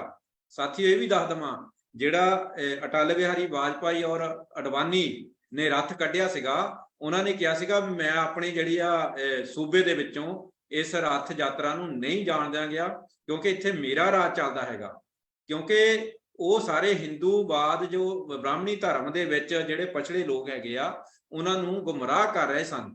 ਇਸ ਕਰਕੇ ਉਹਨਾਂ ਨੂੰ ਬਹੁਤ ਵੱਡਾ ਇਹਦਾ ਜਾਣੀ ਕਿ ਹਰਜਾਨਾ ਜਿਹੜਾ ਭਰਨਾ ਪਿਆ ਇੱਕ ਕਿਸਮ ਦਾ। ਸੋ ਸਾਥੀਓ, ਲਾਲੂ ਪ੍ਰਸਾਦ ਯਾਦਵ ਜੀ ਨੇ ਜਿੰਨਾ ਚਿਰ ਰਾਜ ਕੀਤਾ ਹੈਗਾ, ਠੀਕ ਆ, ਮੀਡੀਆ ਵਾਲਿਆਂ ਨੇ ਸਾਨੂੰ ਵੀ, ਅਸੀਂ ਵੀ ਛੋਟੇ ਸੀਗੇ ਜੱਕੂ ਸਾਹਿਬ, ਅਸੀਂ ਵੀ ਇਹੀ ਸੋਚਦੇ ਸੀਗੇ ਵੀ ਬਹੁਤ ਇਹ ਗਲਤ ਕਰ ਰਿਹਾ ਹੈਗਾ, ਏਦਾਂ ਕਰ ਰਿਹਾ। ਅਸੀਂ ਮੀਡੀਆ ਜਾਣੀ ਅਸੀਂ ਹਕੀਕਤ ਵੱਲ ਨਹੀਂ ਜਾ ਰਹੇ ਸੀਗੇ। ਮੈਂ ਇਹ ਵੀ ਇੱਕ ਇੱਥੇ ਦੱਸ ਦੇਵਾਂ, ਇਸ ਲੜੀ ਦੇ ਤਹਿਤ ਜਿਹੜਾ ਬਾਬਾ ਰਾਮਦੇਵ ਲਿਆਂਦਾ ਸੀਗਾ, ਕੇਜਰੀਵਾਲ ਲਿਆਂਦਾ ਸੀਗਾ, ਅੰਨਾ ਹਜ਼ਾਰਾ ਲਿਆਂਦਾ ਸੀਗਾ, ਉਹ ਇਸੇ ਕਰਕੇ ਲਿਆਂਦਾ ਸੀਗਾ ਕਿ ਮੰਡਲ ਕਮਿਸ਼ਨ ਦੀ ਰਿਪੋਰਟ ਵਾਲਾ ਲੋਕਾਂ ਨੂੰ ਜਿਹੜਾ ਲਾਗੂ ਹੋਇਆ ਹੈਗਾ ਉਧਰ ਧਿਆਨ ਨਾ ਜਾਵੇ। ਇਹ ਜਿਹੜੇ ਹੱਕਾਂ ਅਧਿਕਾਰਾਂ ਤੋਂ ਧਿਆਨ ਭਟਕਾਉਣ ਵਾਲੇ ਲੋਕ ਸੀਗੇ ਸਾਥੀਓ ਉਸ ਸਮੇਂ ਦੇ, ਤੇ ਅੱਜ ਵੀ ਇਹ ਨਿਰੰਤਰ ਜਿਹੜੇ ਕੰਮ ਕਰ ਰਹੇ ਹੈਗੇ ਆ। ਤੇ ਸਾਹਿਬ ਸ਼੍ਰੀ ਕਾਂਚੀ ਰਾਮ ਜੀ ਦਾ ਇਹਦੇ ਵਿੱਚ ਹੋਰ ਕਿਹੜਾ ਯੋਗਦਾਨ ਹੈਗਾ ਜੀ? ਮੰਡਲ ਰਿਪੋਰਟ ਨੂੰ ਮਤਲਬ ਲਾਗੂ ਕਰਾਉਣ ਵਿੱਚ ਕੋਈ ਬੀਪੀ ਸਿੰਘ ਦੇ ਨਾਲ ਵੀ ਉਹਨਾਂ ਦੀ ਕੋਈ ਮੁਲਾਕਾਤ ਜਾਂ ਉਹਨਾਂ ਦੀ ਕੋਈ ਚਰਚਾ ਹੋਈ ਹੈਗੀ? ਇਹਦੇ ਬਾਰੇ ਵੀ ਜਾਣਨਾ ਪਊ। ਇਹ ਦੇਖੋ ਚੰਦ ਸਾਹਿਬ, ਆਪਾਂ ਜਿਹੜੀਆਂ ਉਸ ਸਮੇਂ ਦੀਆਂ ਸਰਕਾਰਾਂ ਦੇ ਰੋਲ ਕੀ ਆ, ਬਹੁਜਨ ਅੰਦੋਲਨ ਦੇ ਵਿੱਚ ਤੁਸੀਂ ਜਿਹੜੇ ਲੀਡਰਾਂ ਦਾ, ਨੇਤਾ ਦਾ ਜ਼ਿਕਰ ਕੀਤਾ ਆ ਵੀ ਕਿਹੜੇ-ਕਿਹੜੇ ਉਸ ਸਮੇਂ ਮੁੱਖ ਮੰਤਰੀ ਬਣੇ ਆ, ਸੋ ਮੈਂ ਤਾਂ ਇਹ ਸਮਝਦਾ ਕਿ ਇਹ ਉਸ ਸਮੇਂ ਦੇ ਵਿੱਚ ਜਿਹੜੇ ਲਾਲੂ ਪ੍ਰਸਾਦ ਯਾਦਵ ਤੇ ਮੁਲਾਇਮ ਸਿੰਘ ਯਾਦਵ ਜਾਂ ਰਾਮ ਵਿਲਾਸ ਪਾਸਵਾਨ ਤੇ ਜਾਂ ਭੈਣ ਕੁਮਾਰੀ ਮਾਇਆਵਤੀ ਜੇ ਦੇਸ਼ ਦੀ ਰਾਜਨੀਤੀ ਦੇ ਵਿੱਚ ਆਏ ਆ ਤੇ ਉਹ ਸਭ ਕਾਂਚੀ ਰਾਮ ਦੀ ਬਦੌਲਤ ਆਏ ਆ। ਔਰ ਸਭ ਕਾਂਚੀ ਰਾਮ ਦੇ ਅੰਦੋਲਨ ਦੀ ਜਾਗਰਤੀ ਕਰਕੇ ਜਿਹੜਾ ਬਹੁਜਨ ਸਮਾਜ ਆ, ਜਿਹਨੂੰ ਆਪਾਂ 85% ਕਹਿੰਦੇ ਆ ਔਰ 15% ਜਨਰਲ ਕੈਟਾਗਰੀ ਹੈ, ਕਿਉਂਕਿ ਜਦੋਂ ਸਭ ਕਾਂਚੀ ਰਾਮ ਦੀ ਗੱਲ ਕਰਦੇ ਤੇ ਉਹਨਾਂ ਨੇ ਇੱਕ ਪੈਨ ਦੀ ਸ਼ਕਲ ਤੇ ਵਿੱਚ ਉਹ ਕਿਹਾ ਸੀ ਵੀ ਇਹ ਜਿਹੜੀ ਆ ਪੈਨ ਖੜੇ ਦੀ ਤਰ੍ਹਾਂ ਉੱਪਰ 15% ਆ ਤੇ ਥੱਲੇ 85। ਮੈਂ ਇਹਨੂੰ ਸਮਾਨਤਾ 'ਚ ਲਿਆਉਣਾ ਚਾਹੁੰਦਾ, ਬਰਾਬਰ ਕਰਨਾ ਚਾਹੁੰਦਾ, ਤੇ ਅਪ ਡਾਊਨ ਨਹੀਂ, ਬਰਾਬਰ ਸਾਰੇ ਹੋਣੇ ਚਾਹੀਦੇ ਆ। ਉਸ ਅੰਦੋਲਨ ਤਹਿਤ ਇਹ ਸਮਾਜ ਜਾਗਰਤ ਹੋਇਆ ਔਰ ਮੁਲਾਇਮ ਸਿੰਘ ਯਾਦਵ ਵੀ ਉਦੋਂ ਹੀ ਮੁੱਖ ਮੰਤਰੀ ਬਣਦੇ ਆ ਤੇ ਲਾਲੂ ਪ੍ਰਸਾਦ ਯਾਦਵ ਵੀ ਉਦੋਂ ਹੀ ਬਣਦੇ, ਤੇ ਨਾਲ ਦੀ ਨਾਲ ਔਰ ਬੀਪੀ ਸਿੰਘ ਜਿਹੜੇ ਕਾਂਗਰਸ ਤੋਂ ਨਿਕਲ ਕੇ ਉਹ ਵੀ ਚਾਹੁੰਦੇ ਆ ਕਿ ਮਤਲਬ ਬਾਬਾ ਸਾਹਿਬ ਡਾਕਟਰ ਅੰਬੇਡਕਰ ਦਾ ਨਾਂ ਲੈ ਕੇ ਜਾਂ ਪਛੜੇ ਵਰਗ ਨੂੰ ਨਾਲ ਜੋੜ ਕੇ ਮੈਂ ਆਪਣੀ ਸੱਤਾ ਜਿਹੜੀ ਆ ਉਹ ਕਾਇਮ ਕਰ ਸਕਦਾ, ਆਪਣੀ ਕੁਰਸੀ ਨੂੰ ਬਚਾ ਸਕਦਾ। ਉਹਨਾਂ ਦਾ ਮੈਂ ਤਾਂ ਸਮਝਦਾ ਇਹ ਇੱਕ ਵਧੀਆ ਕਦਮ ਆ ਔਰ ਇਸ ਵਰਗ ਦੇ ਲਈ ਇੱਕ ਬਹੁਤ ਵੱਡੀ ਸੂਤ। ਬੇਸ਼ੱਕ ਮੀਡੀਆ ਗੱਲ ਕਹਿੰਦਾ ਕਿ ਆਪਣੀ ਕੁਰਸੀ ਬਚਾਉਣ ਲਈ ਜਾਂ ਸੱਤਾ ਨੂੰ ਪੱਕਿਆਂ ਕਰਨ ਲਈ ਜਾਂ ਹਿੰਦੂ ਧਰਮ ਨੂੰ ਜਾਂ ਹਿੰਦੂ ਸਮਾਜ ਨੂੰ ਦੁਫਾੜ ਕਰਨ ਲਈ ਬੀਪੀ ਸਿੰਘ ਕੰਮ ਕਰੇ, ਇਸ ਤਰ੍ਹਾਂ ਨਹੀਂ, ਕਿਉਂਕਿ ਬੀਪੀ ਸਿੰਘ ਜਿਹੜਾ ਆਪ ਵੀ ਜਰਨਲ ਕੈਟਾਗਰੀ ਨੂੰ ਬਿਲੋਂਗ ਕਰਦਾ ਆ ਔਰ ਯੂਪੀ ਦਾ ਮਤਲਬ ਮੁੱਖ ਮੰਤਰੀ ਵੀ ਰਿਹਾ, ਠਾਕਰ ਸਮਾਜ ਦੇ ਵਿੱਚੋਂ ਆਉਂਦਾ ਆ। ਸੋ ਇਸ ਕਰਕੇ ਉਹਨੂੰ ਪਤਾ ਆ ਮਤਲਬ ਵੀ ਦੇਸ਼ ਦੀ ਤਰੱਕੀ ਦੇ ਵਿੱਚ ਇਸ ਵਰਗ ਦਾ, ਜਿਹਦੀ 52% ਆਬਾਦੀ ਆ ਚੰਦ ਸਾਹਿਬ, ਉਹ ਵਰਗ ਨੂੰ ਦਾ ਜੇ ਆਪਾਂ ਇਹ ਹੱਕ ਅਧਿਕਾਰ ਨਹੀਂ ਦਿੰਦੇ ਤੇ ਇਹ ਦੇਸ਼ ਤਰੱਕੀ ਨਹੀਂ ਕਰ ਸਕਦਾ। ਬਾਬਾ ਸਾਹਿਬ ਡਾਕਟਰ ਅੰਬੇਡਕਰ ਵੀ ਸਮਝਦੇ ਸੀਗੇ ਵੀ ਇਹਨਾਂ ਲੋਕਾਂ ਨੂੰ ਜਦ ਤੱਕ ਆਪਾਂ ਅਧਿਕਾਰ ਨਹੀਂ ਦਿੰਦੇ ਉਦੋਂ ਤੱਕ ਦੇਸ਼ ਜਿਹੜਾ ਤਰੱਕੀ ਨਹੀਂ ਕਰੇਗਾ। ਸੋ ਇਹ ਸਾਹਿਬ ਕਾਂਚੀ ਰਾਮ ਦੀਆਂ ਬਹੁਤ ਸਾਰੀਆਂ ਵਿਚਾਰਾਂ ਔਰ ਮੰਡਲ ਰਿਪੋਰਟ ਨੂੰ ਲਾਗੂ ਕਰਨ ਚ ਰੈਲੀਆਂ ਔਰ ਇਸ ਵਰਗ ਨੂੰ ਅਧਿਕਾਰ ਦਿਵਾਉਣ ਦੇ ਲਈ ਬਹੁਤ ਵੱਡਾ ਯੋਗਦਾਨ ਆ। ਤੇ ਬਾਬਾ ਸਾਹਿਬ ਡਾਕਟਰ ਅੰਬੇਡਕਰ ਤੋਂ ਬਾਅਦ ਮੈਂ ਤਾਂ ਇਹ ਸਮਝਦਾ ਕਿ ਜੇ ਬਾਬਾ ਸਾਹਿਬ ਡਾਕਟਰ ਅੰਬੇਡਕਰ ਦੀ ਕਹੀ ਹੋਈ ਗੱਲ ਨੂੰ ਅੱਗੇ ਲੈ ਕੇ ਗਏ, ਉਸ ਰੁਕੇ ਹੋਏ ਕਾਰਵੇ ਨੂੰ ਜੇ ਮੰਜ਼ਲੇ ਮਕਸੂਦ ਪਹੁੰਚਾਇਆ ਤੇ ਸਭ ਕਾਂਚੀ ਰਾਮ ਨੇ। ਅੱਜ ਨਹੀਂ ਤਾਂ ਜਿਹੜੀਆਂ ਆਪਾਂ ਬਾਬਾ ਸਾਹਿਬ ਡਾਕਟਰ ਅੰਬੇਡਕਰ ਤੇ ਤਥਾਗਤ ਗੌਤਮ ਬੁੱਧ ਤੇ ਜਿੰਨਾ ਸਾਡੇ ਮਹਾਂਪੁਰਸ਼ਾਂ ਦਾ ਜਿਹੜਾ ਮਤਲਬ ਇਤਿਹਾਸ ਆ, ਤੇ ਸਭ ਕਾਂਚੀ ਰਾਮ ਤੋਂ ਪਹਿਲਾਂ ਇਹਨਾਂ ਤੇ ਜੇ ਧੂੜ ਝਾੜਨ ਦਾ ਕੰਮ ਕੀਤਾ ਤੇ ਸਭ ਕਾਂਚੀ ਰਾਮ ਨੇ ਕੀਤਾ। ਔਰ ਅੱਜ ਵੀ ਜਿਹੜੀ ਬਹੁਜਨ ਸਮਾਜ ਪਾਰਟੀ ਭਾਰਤ ਦੀ ਤੀਸਰੇ ਨੰਬਰ ਦੀ ਪਾਰਟੀ ਆ ਔਰ ਅੱਜ ਵੀ ਜਿਹੜੇ ਪਛੜੇ ਵਰਗ ਨੂੰ ਮਤਲਬ ਹੱਕ ਅਧਿਕਾਰ ਦਿਵਾਉਣ ਦੇ ਲਈ ਮਤਲਬ ਸੰਘਰਸ਼ ਕਰ ਰਹੀ। ਇੱਥੋਂ ਤੱਕ ਨੌਕਰੀਆਂ ਦੇ ਵਿੱਚ ਪ੍ਰਮੋਸ਼ਨ ਦੇ ਲਈ ਬਿੱਲ ਲੈ ਕੇ ਆਈ ਸੀਗੀ ਜਿਹੜੀ ਬੀਐਸਪੀ ਨੂੰ ਦੀ ਹਮਾਇਤ ਕੀਤੀ ਔਰ ਸਮਾਜਵਾਦੀ ਪਾਰਟੀ ਦੇ ਲੋਕ ਜਾਂ ਨੇਤਾ ਨਹੀਂ ਸੀ ਜਾਣਦੇ, ਉਹਨਾਂ ਨੇ ਇਸ ਬਿੱਲ ਦਾ ਵਿਰੋਧ ਕੀਤਾ ਔਰ ਅੱਜ ਵੀ ਪਛੜੇ ਵਰਗ ਦੇ ਲਈ ਜਿਹੜੀ ਬਹੁਜਨ ਸਮਾਜ ਪਾਰਟੀ ਲੜਾਈ ਲੜਦੀ ਆ।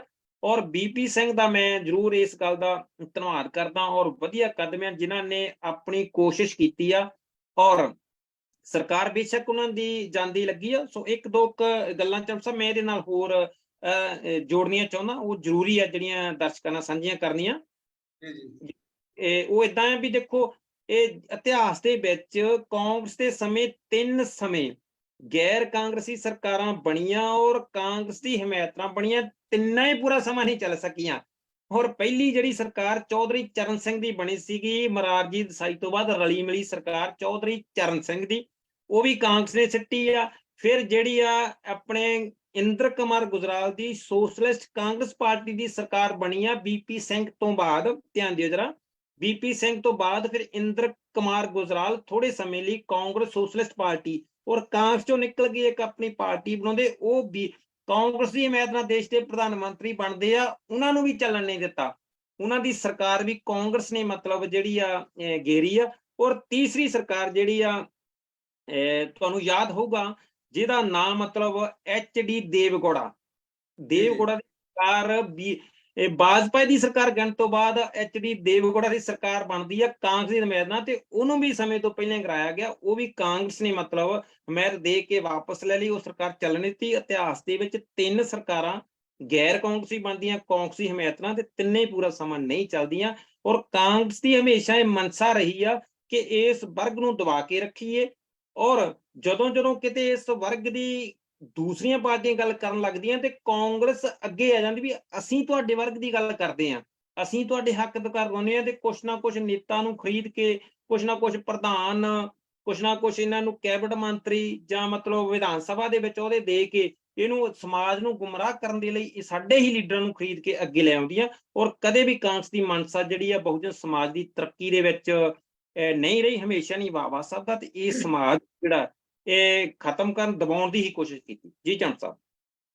ਸੋ ਸਤਿਕਾਰਯੋਗ ਸਾਥੀਓ, ਅਸਲ ਦੇ ਵਿੱਚ ਜਿਹੜਾ ਨਤੀਜਾ ਆ, ਜਿਹੜਾ ਰਿਜ਼ਲਟ ਹੈਗਾ ਕਿ ਕਾਂਗਰਸ ਨੂੰ ਜਿੱਥੇ ਲੋਕਾਂ ਦੀਆਂ ਤਕਦੀਰਾਂ ਘੜੀਆਂ ਜਾਂਦੀਆਂ, ਅਸੈਂਬਲੀ ਤੱਕ ਪਹੁੰਚਣਾ ਬਹੁਤ ਜ਼ਰੂਰੀ ਆ, ਸਾਥ ਸਹਿਯੋਗ ਬਹੁਤ ਜ਼ਰੂਰੀ ਆ, ਪਰ ਉੱਥੇ ਪਹੁੰਚ ਕੇ ਅਗਰ ਕੋਈ ਸ਼ੂਦਰਾਂ ਦੀ, ਪਛੜੇ ਲੋਕਾਂ ਦੀ ਗੱਲ ਕਰਦਾ ਹੈਗਾ ਤਾਂ ਉਹਨੂੰ ਸਿੱਟਣਾ ਵੀ ਬਹੁਤ ਜ਼ਰੂਰੀ ਆ। ਇਹ ਕਾਂਗਰਸ ਦਾ ਇਤਿਹਾਸ ਆ।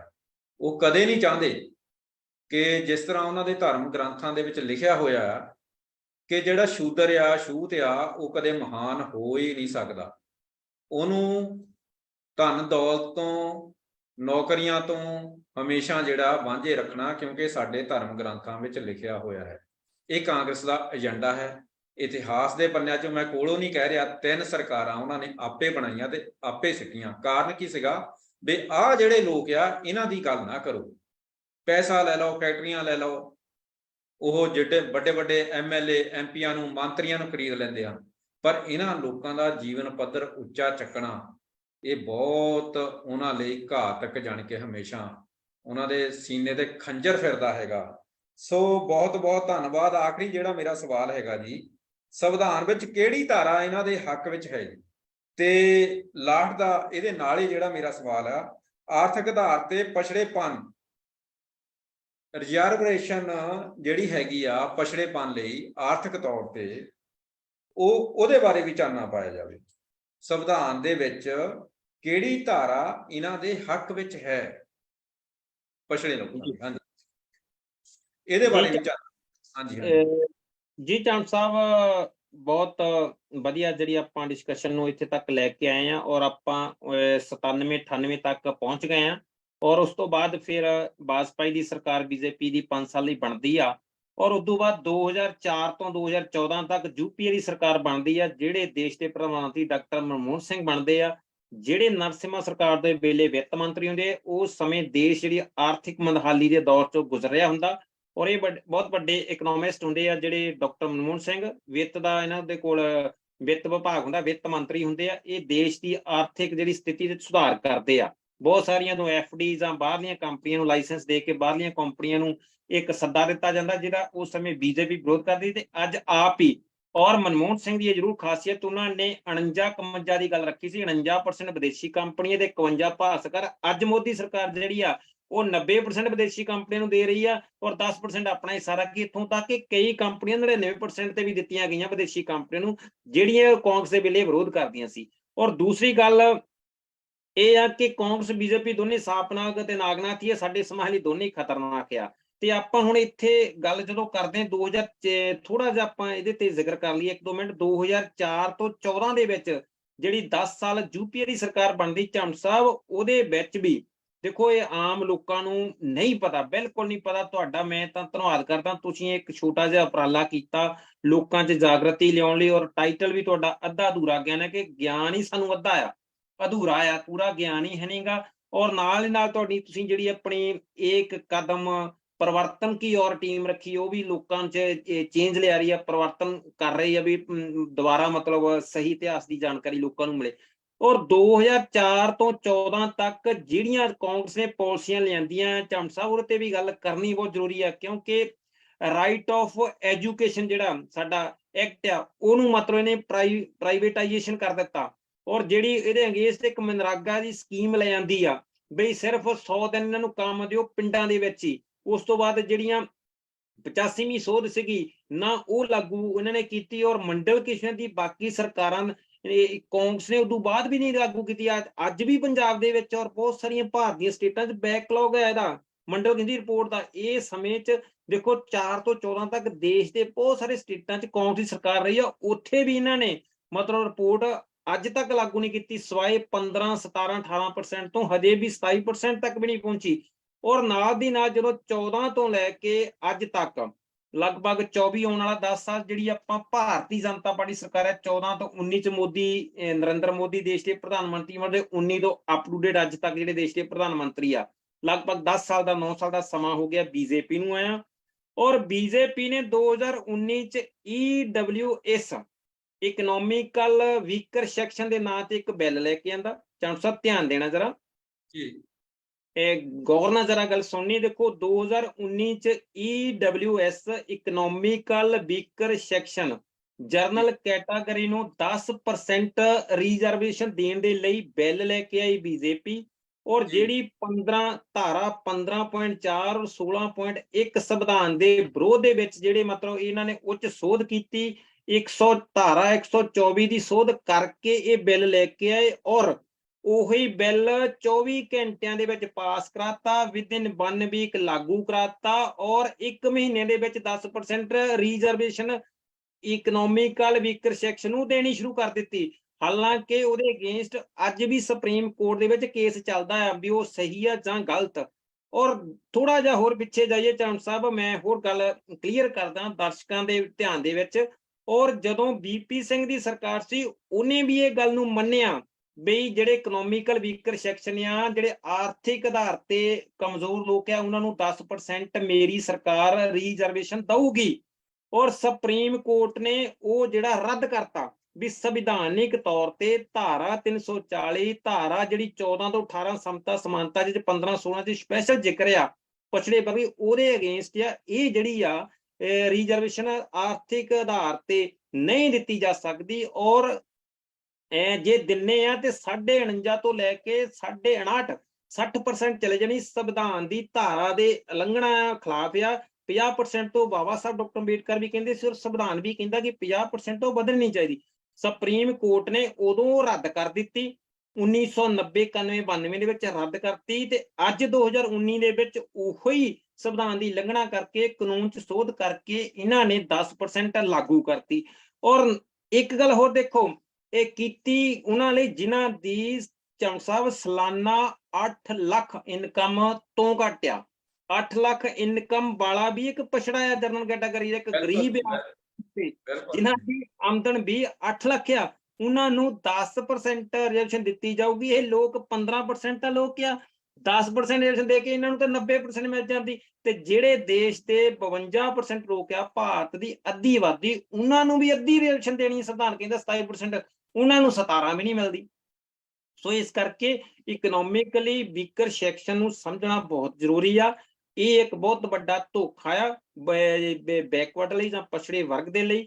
ਇਹ ਜਿਹੜੀ ਆ ਦੇਖੋ ਸਾਡੇ ਕਿਸੇ ਦੀ 2 ਲੱਖ ਜਾਂ 4 ਲੱਖ ਉਹ ਮਤਲਬ ਪਛੜਾ ਆਰਥਿਕ ਤੌਰ ਤੇ ਨਹੀਂ ਗਿਣਿਆ ਜਾਣਾ।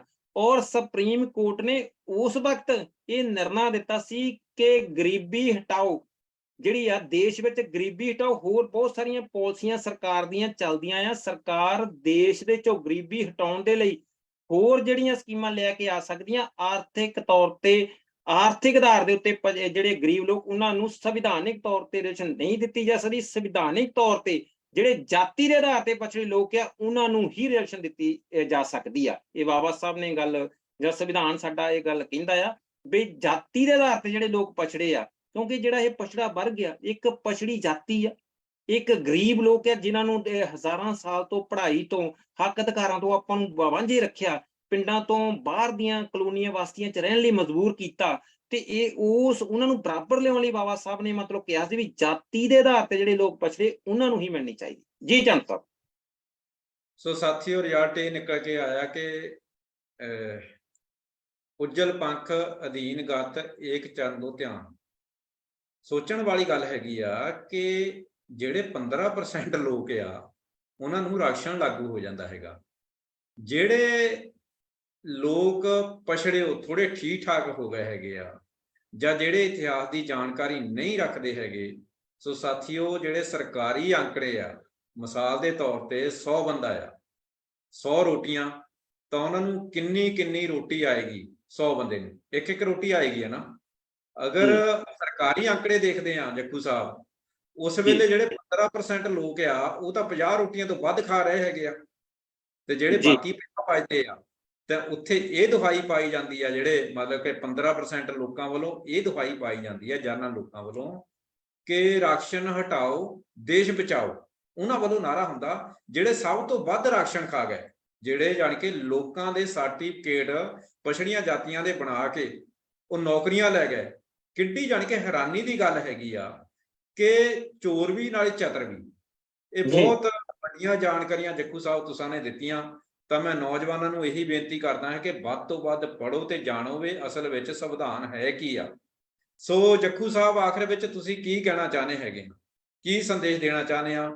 ਤੇ ਮੈਂ ਤਾਂ ਇਹੀ ਕਹਾਂਗਾ ਕਿ ਵੱਧ ਤੋਂ ਵੱਧ ਪੜ੍ਹਨਾ ਚਾਹੀਦਾ ਹੈਗਾ, ਵੱਧ ਤੋਂ ਵੱਧ ਜਾਣਨਾ ਚਾਹੀਦਾ ਹੈਗਾ। ਹਾਂਜੀ ਜੀ ਚੰਦ ਸਾਹਿਬ, ਮੈਂ ਅਖੀਰ ਦੇ ਵਿੱਚ ਆਪਣੇ ਪ੍ਰੋਗਰਾਮ ਦੀ ਦਾ ਸਮਾਪਤੀ ਦਾ ਸਮਾਂ ਹੋ ਗਿਆ, ਆਪਾਂ ਸਮਾਪਤੀ ਵੱਲ ਵਧ ਰਹੇ ਹਾਂ। ਔਰ ਅਖੀਰ ਦੇ ਵਿੱਚ ਮੈਂ ਜਿਹੜੇ ਤੁਹਾਡੇ ਇਸ ਪਲੇਟਫਾਰਮ ਦੇ ਜ਼ਰੀਏ ਜਿਹੜੇ ਸਮੁੱਚੇ ਸਮਾਜ ਨੂੰ ਇਹ ਇੱਕ ਬੇਨਤੀ ਕਰਦਾ ਕਿ ਤੁਸੀਂ ਮਤਲਬ ਜਿੱਦਾਂ ਬਾਵਾ ਸਾਹਿਬ ਦੀ ਜਿਹੜੀ ਕੋਟੇਸ਼ਨ ਆ, ਪੜ੍ਹੋ, ਜੁੜੋ ਤੇ ਸੰਘਰਸ਼ ਕਰੋ। ਜੇ ਅਸੀਂ ਪੜ੍ਹਾਂਗੇ ਤੇ ਫਿਰ ਅਸੀਂ ਜੁੜਾਂਗੇ, ਫਿਰ ਸੰਘਰਸ਼ ਕਰਾਂਗੇ। ਅਸੀਂ ਮਤਲਬ ਪੜ੍ਹਦੇ ਹੈ ਨਹੀਂਗੇ, ਜੁੜਦੇ ਹੈ ਨਹੀਂ, ਅਸੀਂ ਸੰਘਰਸ਼ ਸ਼ੁਰੂ ਕਰ ਦਿੰਦੇ। ਅਸੀਂ ਉਲਟ ਦਿਸ਼ਾ 'ਚ ਸ਼ੁਰੂ ਕਰ ਦਿੱਤਾ ਵੀ ਪਹਿਲਾਂ ਸੰਘਰਸ਼ ਕਰੋ, ਫਿਰ ਜੁੜੋ, ਫਿਰ ਪੜ੍ਹੋ। ਇਸ ਕਰਕੇ ਸਾਡੀ ਜਿਹੜੀ ਆ ਕਾਮਯਾਬੀ ਨਹੀਂ ਆ ਰਹੀ। ਤੇ ਸਭ ਤੋਂ ਪਹਿਲਾਂ ਸਾਨੂੰ ਜਿਹੜਾ ਆਪਣੇ ਮਹਾਂਪੁਰਸ਼ਾਂ ਦਾ ਜਿਹੜਾ ਇਤਿਹਾਸ ਆ ਉਹਨੂੰ ਪੜ੍ਹਨਾ ਚਾਹੀਦਾ। ਔਰ ਤੁਹਾਡੀ ਸਮੁੱਚੀ ਟੀਮ ਦਾ ਮੈਂ ਤਹਿ ਦਿਲੋਂ ਧੰਨਵਾਦ ਕਰਦਾ, ਕਿਉਂਕਿ ਬਾਬਾ ਸਾਹਿਬ ਡਾਕਟਰ ਅੰਬੇਡਕਰ ਨੇ ਕਿਹਾ ਸੀ ਵੀ ਜਿਸ ਸਮਾਜ ਨੂੰ ਮਤਲਬ ਜਾਂ ਜਿਹੜੇ ਲੋਕ ਆਪਣੇ ਇਤਿਹਾਸ ਨੂੰ ਜਾਣਦੇ ਨੇ ਉਹ ਨਵਾਂ ਇਤਿਹਾਸ ਨਹੀਂ ਸਿਰ ਸਕਦੇ। ਇਸ ਕਰਕੇ ਸਾਨੂੰ ਆਪਣੇ ਮਹਾਂਪੁਰਸ਼ਾਂ ਦੇ ਇਤਿਹਾਸ ਨੂੰ ਵਾਰ-ਵਾਰ ਵਿਚਾਰਨਾ ਚਾਹੀਦਾ। ਜੇਕਰ ਅਸੀਂ ਵਿਚਾਰਦੇ ਨਹੀਂ ਤੇ ਵਿਚਾਰਧਾਰਾ ਮਰ ਜਾਂਦੀ ਆ, ਤੇ ਵਿਚਾਰਧਾਰਾ ਮਰ ਜਾਂਦੀ ਉਸ ਸਮਾਜ ਦਾ ਪਤਨ ਹੋ ਜਾਂਦਾ। ਸੋ ਇਸ ਕਰਕੇ ਆ ਜਿਹੜੀ ਤੁਹਾਡੀ ਇੱਕ ਚਰਚਾ ਆ, ਇਹ ਬਹੁਤ ਵਧੀਆ ਕਿ ਸਮੇਂ-ਸਮੇਂ ਤੇ ਅਸੀਂ ਵਿਚਾਰਾਂ ਨੂੰ ਜਦੋਂ ਰਗੜਾਂਗੇ, ਅਸੀਂ ਵਿਚਾਰਾਂਗੇ, ਉਹਦੇ ਵਿੱਚੋਂ ਨਵੀਂ ਜਿਹੜੀ ਇੱਕ ਊਰਜਾ ਪੈਦਾ ਹੋਊਗੀ, ਲੋਕਾਂ 'ਚ ਨਵੀਂ ਜਾਗਰਤੀ ਜਾਊਗੀ।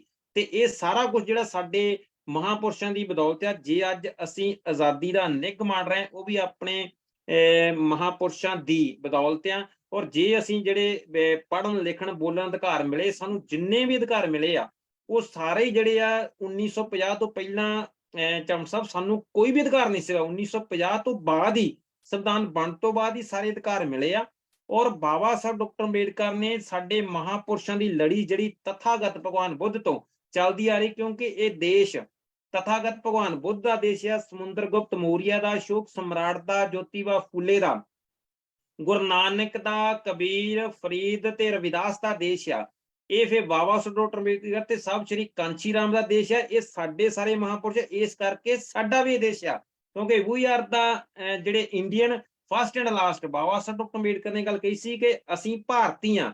ਮੈਂ ਜਦੋਂ ਕਿਤੇ ਭਾਰਤ ਦੇਸ਼ ਦੀ ਗੱਲ ਹੋਊਗੀ ਤੇ ਮੈਂ ਦੇਸ਼ ਦੇ ਹਿੱਤ ਵਿੱਚ ਖੜਾ ਹੋਊਗਾ। ਜਦੋਂ ਕਿਤੇ ਸਮਾਜ ਦੀ ਗੱਲ ਹੋਊਗੀ ਤੇ ਮੈਂ ਆਪਣੇ ਸਮਾਜ ਦੇ ਹਿੱਤਾਂ ਨੂੰ ਪਹਿਲ ਦਊਂਗਾ। ਇਸ ਕਰਕੇ ਸਾਨੂੰ ਵੀ ਇਸ ਆਜ਼ਾਦੀ ਦੇ ਜਿਹੜਾ ਹੈ ਮਤਲਬ ਦਾ ਨਿੱਘ ਮਾਣਦਿਆਂ ਹੋਇਆਂ ਆਜ਼ਾਦੀ ਦਿਹਾੜਾ 26 ਜਨਵਰੀ ਮਨਾਉਣੀ ਚਾਹੀਦੀ। ਅਸੀਂ ਵੀ ਭਾਰਤ ਦੇ ਮੂਲ ਨਿਵਾਸੀ ਲੋਕ ਆ, ਸਾਡਾ ਵੀ ਭਾਰਤ ਦੇਸ਼ ਆ। ਸੋ ਇਸ ਕਰਕੇ ਇਹ ਜਿਹੜੀ ਬਾਬਾ ਸਾਹਿਬ ਦੇ ਦਿੱਤੇ ਹੋਏ ਸਾਰੇ ਹੀ ਅਧਿਕਾਰ ਆ, ਜਿਹੜੇ ਮਹਾਂਪੁਰਸ਼ਾਂ ਦੀ ਜਿਹੜੀ ਬਦੌਲਤ ਮਿਲੇ, ਉਹਨਾਂ ਸਾਰਿਆਂ ਨੂੰ ਜਿਹੜਾ ਕਲਮਬੰਦ ਕਰਕੇ ਸੰਵਿਧਾਨ ਦੇ ਵਿੱਚ ਦਾਖਲ ਕਰ ਦਿੱਤਾ। ਔਰ ਸੰਵਿਧਾਨ ਦੇ ਵਿੱਚ ਜਿਹੜੇ ਸਾਨੂੰ ਅਧਿਕਾਰ ਮਿਲਦੇ। ਔਰ ਨਾਲ ਦੀ ਨਾਲ ਲਾਸਟ ਵਿੱਚ ਮੈਂ ਇੱਕ ਹੋਰ ਗੱਲ ਚੰਦ ਸਾਹਿਬ, ਜੇ ਤੁਹਾਡੀ ਇਜਾਜ਼ਤ ਹੋਵੇ ਤਾਂ 1 ਮਿੰਟ ਦੇ ਵਿੱਚ ਨਾਲ ਸਾਂਝੀ ਕਰ ਦੇਵਾਂ। ਜੀ ਜੀ ਜੀ ਜ਼ਰੂਰ। ਔਰ ਬਾਬਾ ਸਾਹਿਬ ਡਾਕਟਰ ਅੰਬੇਡਕਰ ਨੂੰ ਇਸ ਗੱਲ ਦਾ ਪਤਾ ਸੀ ਕਿ ਕਿਉਂਕਿ ਦੇਖੋ ਸੰਵਿਧਾਨ ਕਿੰਨਾ ਵੀ ਚੰਗਾ ਕਿਉਂ ਨਾ ਹੋਵੇ, ਜੇਕਰ ਉਹਨੂੰ ਲਾਗੂ ਕਰਨ ਵਾਲੇ ਚੰਗੇ ਹੋਣਗੇ ਫੇਰ ਹੀ ਆ। ਤੇ ਸੰਵਿਧਾਨ ਕਿੰਨਾ ਵੀ ਮਾੜਾ ਕਿਉਂ ਨਾ ਹੋਵੇ, ਜੇ ਲਾਗੂ ਕਰਨ ਵਾਲੇ ਚੰਗੇ ਤੇ ਉਹਦਾ ਚੰਗਾ ਫਾਇਦਾ ਹੋਊਗਾ। ਔਰ ਉਸ ਤੋਂ ਬਾਅਦ ਬਾਬਾ ਸਾਹਿਬ ਡਾਕਟਰ ਅੰਬੇਡਕਰ ਨੇ ਦੇਖੋ ਅਖੀਰ 'ਚ 5 ਦਸੰਬਰ 1956 ਦੀ ਰਾਤ ਨੂੰ Buddha and his Dhamma book ਉਹ ਕੰਪਲੀਟ ਕਰਦੇ ਆ। ਔਰ 5 ਸਾਲ ਦਾ ਸਮਾਂ ਲੱਗਦਾ ਉਸ ਬੁੱਕ ਨੂੰ ਕੰਪਲੀਟ ਕਰਨ ਲਈ। ਉਹਨਾਂ ਦੇ ਜਾਣ ਤੋਂ ਬਾਅਦ ਬੁੱਕ ਰਿਲੀਜ਼ ਹੁੰਦੀ, ਬੁੱਧਾ ਐਂਡ ਹਿਸ ਧੰਮਾ। ਉਹਨਾਂ ਨੇ ਆਪਣੇ ਦੇਸ਼ ਨੂੰ, ਆਪਣੇ ਲੋਕਾਂ ਨੂੰ ਇਹ ਅਪੀਲ ਕੀਤੀ ਆ ਕਿ ਤੁਸੀਂ ਬੁੱਧ ਨਾਲ ਜੁੜੋ, ਕਿਉਂਕਿ ਮੈਂ ਭਾਰਤ ਨੂੰ ਬੁੱਧਮਈ ਦੇਸ਼ ਬਣਾਉਣਾ ਚਾਹੁੰਦਾ। ਇਸ ਕਰਕੇ ਕਿ ਜਦੋਂ ਕਿਤੇ ਤੁਹਾਡੇ ਤੇ ਕੋਈ ਵੀ ਹਮਲਾ ਹੋਊਗਾ ਤੇ 132 ਕੰਟਰੀਆਂ ਦੇ ਵਿੱਚ ਬੁੱਧ ਧਰਮ ਚੱਲਦਾ, ਉਹ ਸਾਰੇ ਹੀ ਲੋਕ ਹਾਂ ਦਾ ਨਾਰਾ ਮਾਰਨਗੇ ਤੇ ਤੁਹਾਨੂੰ ਮਤਲਬ ਕੋਈ ਵੀ ਬੰਦਾ ਅੱਖ ਚੱਕ ਕੇ ਨਹੀਂ ਦੇਖੂਗਾ। ਬਾਬਾ ਸਾਹਿਬ ਅੰਬੇਡਕਰ ਨੇ ਜੇਕਰ ਸੰਵਿਧਾਨ ਦੇ ਤੌਰ ਤੇ ਵੀ ਤੁਹਾਨੂੰ ਇਹ ਪਾਰਲੀਮੈਂਟ ਸੋਧ ਕਰਕੇ ਆਪਣੇ ਹੱਕਾਂ ਦੇ ਵਿੱਚ ਕਾਨੂੰਨ ਬਣਾ ਲੈਂਦੇ, ਸੰਵਿਧਾਨ ਨੂੰ ਲਾਗੂ ਨਹੀਂ ਕਰਦੇ, ਜਿਹੜਾ ਅੱਜ ਹੋ ਰਿਹਾ, ਤੇ ਤੁਸੀਂ ਇਸ ਤੋਂ ਬਾਅਦ ਮੈਂ ਤੁਹਾਨੂੰ ਇੱਕ ਹੋਰ ਰਸਤਾ ਦੇ ਦਿੱਤਾ, ਤੁਸੀਂ ਬੁੱਧ ਦੀ ਸ਼ਰਨ ਚਲੇ ਜਾਓ, ਕਿਉਂਕਿ ਬੁੱਧ ਦੀ ਸ਼ਰਨ ਜਿਹੜੀ ਆ ਸਾਡਾ ਇੱਕ ਧਰਮ ਪਰਿਵਰਤਨ ਨਹੀਂ ਕਹਿ ਸਕਦੇ, ਮੈਂ ਤਾਂ ਕਹਿੰਦਾ ਸਾਡਾ ਮਤਲਬ ਤੇ ਇਹ ਜਿਹੜੀ ਘਰ ਵਾਪਸੀ ਆ, ਅਸੀਂ ਸਾਡੇ ਮਹਾਂਪੁਰਸ਼ਾਂ ਦਾ, ਸਾਡਾ ਇਹ ਭਾਰਤ ਦਾ ਇਹ ਧੰਮ ਆ, ਇਹਦੇ ਚ ਘਰ ਵਾਪਸੀ, ਤੁਸੀਂ ਇਹਦੇ ਚ ਆ ਜਾਓ ਔਰ ਦੁਨੀਆ ਦੇ ਜਿਹੜੇ ਵਿਸ਼ਵ ਦੇ 132 ਕੰਟਰੀਆਂ ਤੁਸੀਂ ਜੁੜ ਸਕਦੇ। ਜਦੋਂ ਵੀ ਕਿਤੇ ਤੁਹਾਡੇ ਤੇ ਅੱਜ ਜੇ ਭਾਰਤ 'ਚ ਹਮਲਾ ਹੁੰਦਾ ਤੇ ਸ਼ੂਦਰ ਤੇ, ਛੂਤ ਤੇ, ਹਿੰਦੂ ਤੇ ਇਹ ਕਹਿ ਕੇ ਹੁੰਦਾ ਜਾਂ ਦਲਿਤ ਤੇ, ਕਦੇ ਅੱਜ ਤੱਕ ਬੋਧੀ ਤੇ ਹਮਲਾ, ਕਦੇ ਅੱਜ ਤੱਕ ਮੁਸਲਮਾਨ ਤੇ, ਕ੍ਰਿਸਚਨ ਤੇ, ਸਿੱਖ ਤੇ ਨਹੀਂ ਹੋਇਆ, ਕਿਉਂਕਿ ਉਹ ਲੋਕ ਜਿਹੜੇ ਇੱਕ ਧਰਮ ਨਾਲ ਇੱਕ ਵਿਸ਼ਵ ਪੱਧਰ ਤੇ ਜੁੜ ਜਾਂਦੇ। ਸੋ ਇਸ ਕਰਕੇ ਅਖੀਰ ਤੇ ਬਾਬਾ ਸਾਹਿਬ ਦਾ ਜਿਹੜਾ ਸੰਦੇਸ਼ ਆ ਉਹਨੂੰ ਵੀ ਧਿਆਨ 'ਚ ਰੱਖਦੇ ਹੋਏ ਸਾਨੂੰ ਬੁੱਧ ਦੀ ਸ਼ਰਨ ਨਾਲ ਵੀ ਜਾਣਾ ਚਾਹੀਦਾ, ਸਾਨੂੰ ਬੁੱਧਮਈ ਦੇਸ਼ ਵੀ ਬਣਾਉਣਾ ਚਾਹੀਦਾ, ਕਿਉਂਕਿ ਬੁੱਧ ਕੀ ਆ, ਬੁੱਧ ਇੱਕ ਬੁੱਧੀ ਆ, ਬੁੱਧੀ ਦੇ ਤੌਰ ਤੇ ਅਸੀਂ ਵਿਵੇਕ ਆ, ਜਿਹੜੀ ਅਸੀਂ ਜਾਣਕਾਰੀ ਰੱਖਦੇ, ਸਮੇਂ ਅਨੁਸਾਰ ਜਿਹੜੀ ਪਰਿਵਰਤਨ ਹੋਈ ਜਾ ਰਹੀ ਚੀਜ਼ ਆ। ਤੇ ਬੁੱਧ ਵੀ ਕਿਸੇ ਨੂੰ ਆਤਮਾ ਪਰਮਾਤਮਾ ਥੋੜੀ ਵਿਸ਼ਵਾਸ ਰੱਖਦੇ, ਨਾ ਕਿਸੇ ਨੂੰ ਦੇਵੀ ਦੇਵਤਾ ਕਹਿੰਦੇ, ਉਹ ਬੁੱਧ ਆਪੋ ਭਵੋ ਦੀਪੋ, ਆਪਣਾ ਜਿਹੜਾ ਦੀਪਕ ਆਪ ਬਣਾਉਣ ਦੀ ਗੱਲ ਕਰਦੇ। ਸੋ ਇਸ ਕਰਕੇ ਬਾਬਾ ਸਾਹਿਬ ਦਾ ਅਖੀਰਲਾ ਸੰਦੇਸ਼ ਜਿਹੜਾ ਉਹਦੇ ਤੇ ਵੀ ਸਾਨੂੰ ਜ਼ਰੂਰ ਧਿਆਨ ਦੇਣਾ ਚਾਹੀਦਾ। ਸੋ ਅੱਜ ਦੇ ਇਸ ਪ੍ਰੋਗਰਾਮ ਵਿੱਚ ਮੈਂ ਆਪ ਸਭ ਦਾ ਤੇ ਆਪਣੇ ਵੱਲੋਂ ਔਰ ਤੁਹਾਡੀ ਸਾਰੀ ਟੀਮ ਨੂੰ ਤਹਿ ਦਿਲੋਂ ਧੰਨਵਾਦ ਕਰਦਾ ਹੋਇਆ ਸਾਰਿਆਂ ਨੂੰ ਇੱਕ ਵਾਰੀ ਨਮੋ ਬੁੱਧਾ, ਜੈ ਭੀਮ, ਜੈ ਭਾਰਤ ਤੱਕ ਰਜ਼ਾ ਲੈਣਾ। ਧੰਨਵਾਦ ਜੀ। ਤੋ ਸਤਿਕਾਰਯੋਗ ਸਾਥੀਓ, ਸਨ ਲੇਖਰਾਜ ਜੱਖੂ ਜੀ, ਉਹਨਾਂ ਨੇ ਬੁੱਧ ਬਾਰੇ ਵੀ ਸਮਝਾਇਆ ਕਿ ਬੁੱਧ ਹੈ ਕੀ ਆ। ਬੁੱਧ ਦਾ ਨਾਂ ਹੈਗਾ ਬੁੱਧੀ ਦਾ ਵਿਕਾਸ, ਆਪਣੇ ਆਪ ਨੂੰ ਜਾਣਨਾ। ਜੇਕਰ ਬੇਗਮਪੁਰੇ ਦੀ ਗੱਲ ਹੋ ਰਹੀ ਆ, ਜੇਕਰ ਦਾਰ ਦੁੱਖ ਸਭ ਕੋ ਹਸੇ ਐਸੀ ਦਸ਼ਾ ਹਮਾਰੀ, ਇਹ ਬੁੱਧ ਆ। ਜਿੰਨੇ ਮਹਾਪੁਰਸ਼ ਹੋਏ ਆ ਸੰਤ ਅੰਦੋਲਨ ਵਿੱਚ, ਸਿੱਧਾਨਾਥਾਂ ਵਿੱਚ, ਸਾਹਿਬ ਸ਼੍ਰੀ ਕਾਂਚੀ ਰਾਮ ਤੱਕ, ਇਹ ਸਾਰੇ ਬੁੱਧ ਸੀਗੇ। ਔਰ ਗੁਰੂ ਰਵਿਦਾਸ, ਸਤਿਗੁਰੂ ਨਾਮਦੇਵ, ਗੁਰੂ ਕਬੀਰ ਜੀ, ਸੰਤ ਸਤਨਾ ਸੈਣ ਜੀ ਤੋਂ ਬਾਅਦ ਜੇਕਰ ਸਾਡੀਆਂ ਜੜ੍ਹਾਂ ਲਾਉਣ ਵਾਲੇ ਜੋਤੀ ਰਾਏ ਫੂਲੇ, ਇਹ ਬੁੱਧ ਸਨ। ਕਿਉਂਕਿ ਗੁਰੂ ਰਵਿਦਾਸ ਮਹਾਰਾਜ ਵਿਦਿਆ ਦੀ ਗੱਲ ਕਰਦੇ ਤੇ ਆ ਵੀ ਵਿਦਿਆ ਜਿਹੜੀ ਸਾਰਿਆਂ ਨੂੰ ਜ਼ਰੂਰੀ ਆ, ਤਾਂ ਉਹ ਵਿਦਿਆ ਦੀਆਂ ਜੜ੍ਹਾਂ ਲਾਉਣ ਵਾਲੇ ਸ਼ਾਹੂ ਛਤਰਪਤੀ ਮਹਾਰਾਜ ਜੋਤੀ ਰਾਏ ਫੂਲੇ, ਦਾਦੀ ਮਾਂ ਸਵਿਤਰੀ ਬਾਈ ਫੂਲੇ, ਇਹ ਬੁੱਧ ਆ। ਬੁੱਧ ਦੀ ਪੂਜਾ ਨਹੀਂ ਹੁੰਦੀ, ਇਹ ਧਿਆਨ ਰੱਖਿਆ ਜਾਵੇ। ਦੋਸਤ ਅਤੇ ਦੁਸ਼ਮਣ ਦੀ ਪਹਿਚਾਣ ਕਰਨਾ, ਆਪਣੇ ਇਤਿਹਾਸ ਨੂੰ ਜਾਣਨਾ, ਇਹਨੂੰ ਬੁੱਧ ਕਹਿੰਦੇ ਆ ਸਾਥੀਓ। ਜ਼ਿਆਦਾ ਸਮਾਂ ਨਾ ਲੈਂਦੇ ਹੋਏ ਸਾਥੀਓ ਇੱਥੇ ਹੀ ਇਜਾਜ਼ਤ ਮੰਗਦੇ ਹਾਂ। ਵੱਧ ਤੋਂ ਵੱਧ ਇਸ ਪ੍ਰੋਗਰਾਮ ਨੂੰ ਸ਼ੇਅਰ ਲੈ ਕਰਿਓ ਤੇ ਬਹੁਤ ਬਹੁਤ ਧੰਨਵਾਦ ਜੱਖੂ ਸਾਹਿਬ, ਆਪ ਜੀ ਨੇ ਬਹੁਤ ਵੱਡੀਆਂ ਜਾਣਕਾਰੀਆਂ ਦਿੱਤੀਆਂ। ਇਹਨਾਂ ਸ਼ਬਦਾਂ ਨਾਲ ਸਮਾਪਤੀ ਆ ਜੀ। ਨਮੋ ਬੁੱਧਾਏ, ਜੈ ਭੀਮ, ਜੈ ਭਾਰਤ, ਜੈ ਗੁਰਦੇਵ। ਜੈ ਭੀਮ, ਜੈ ਭਾਰਤ।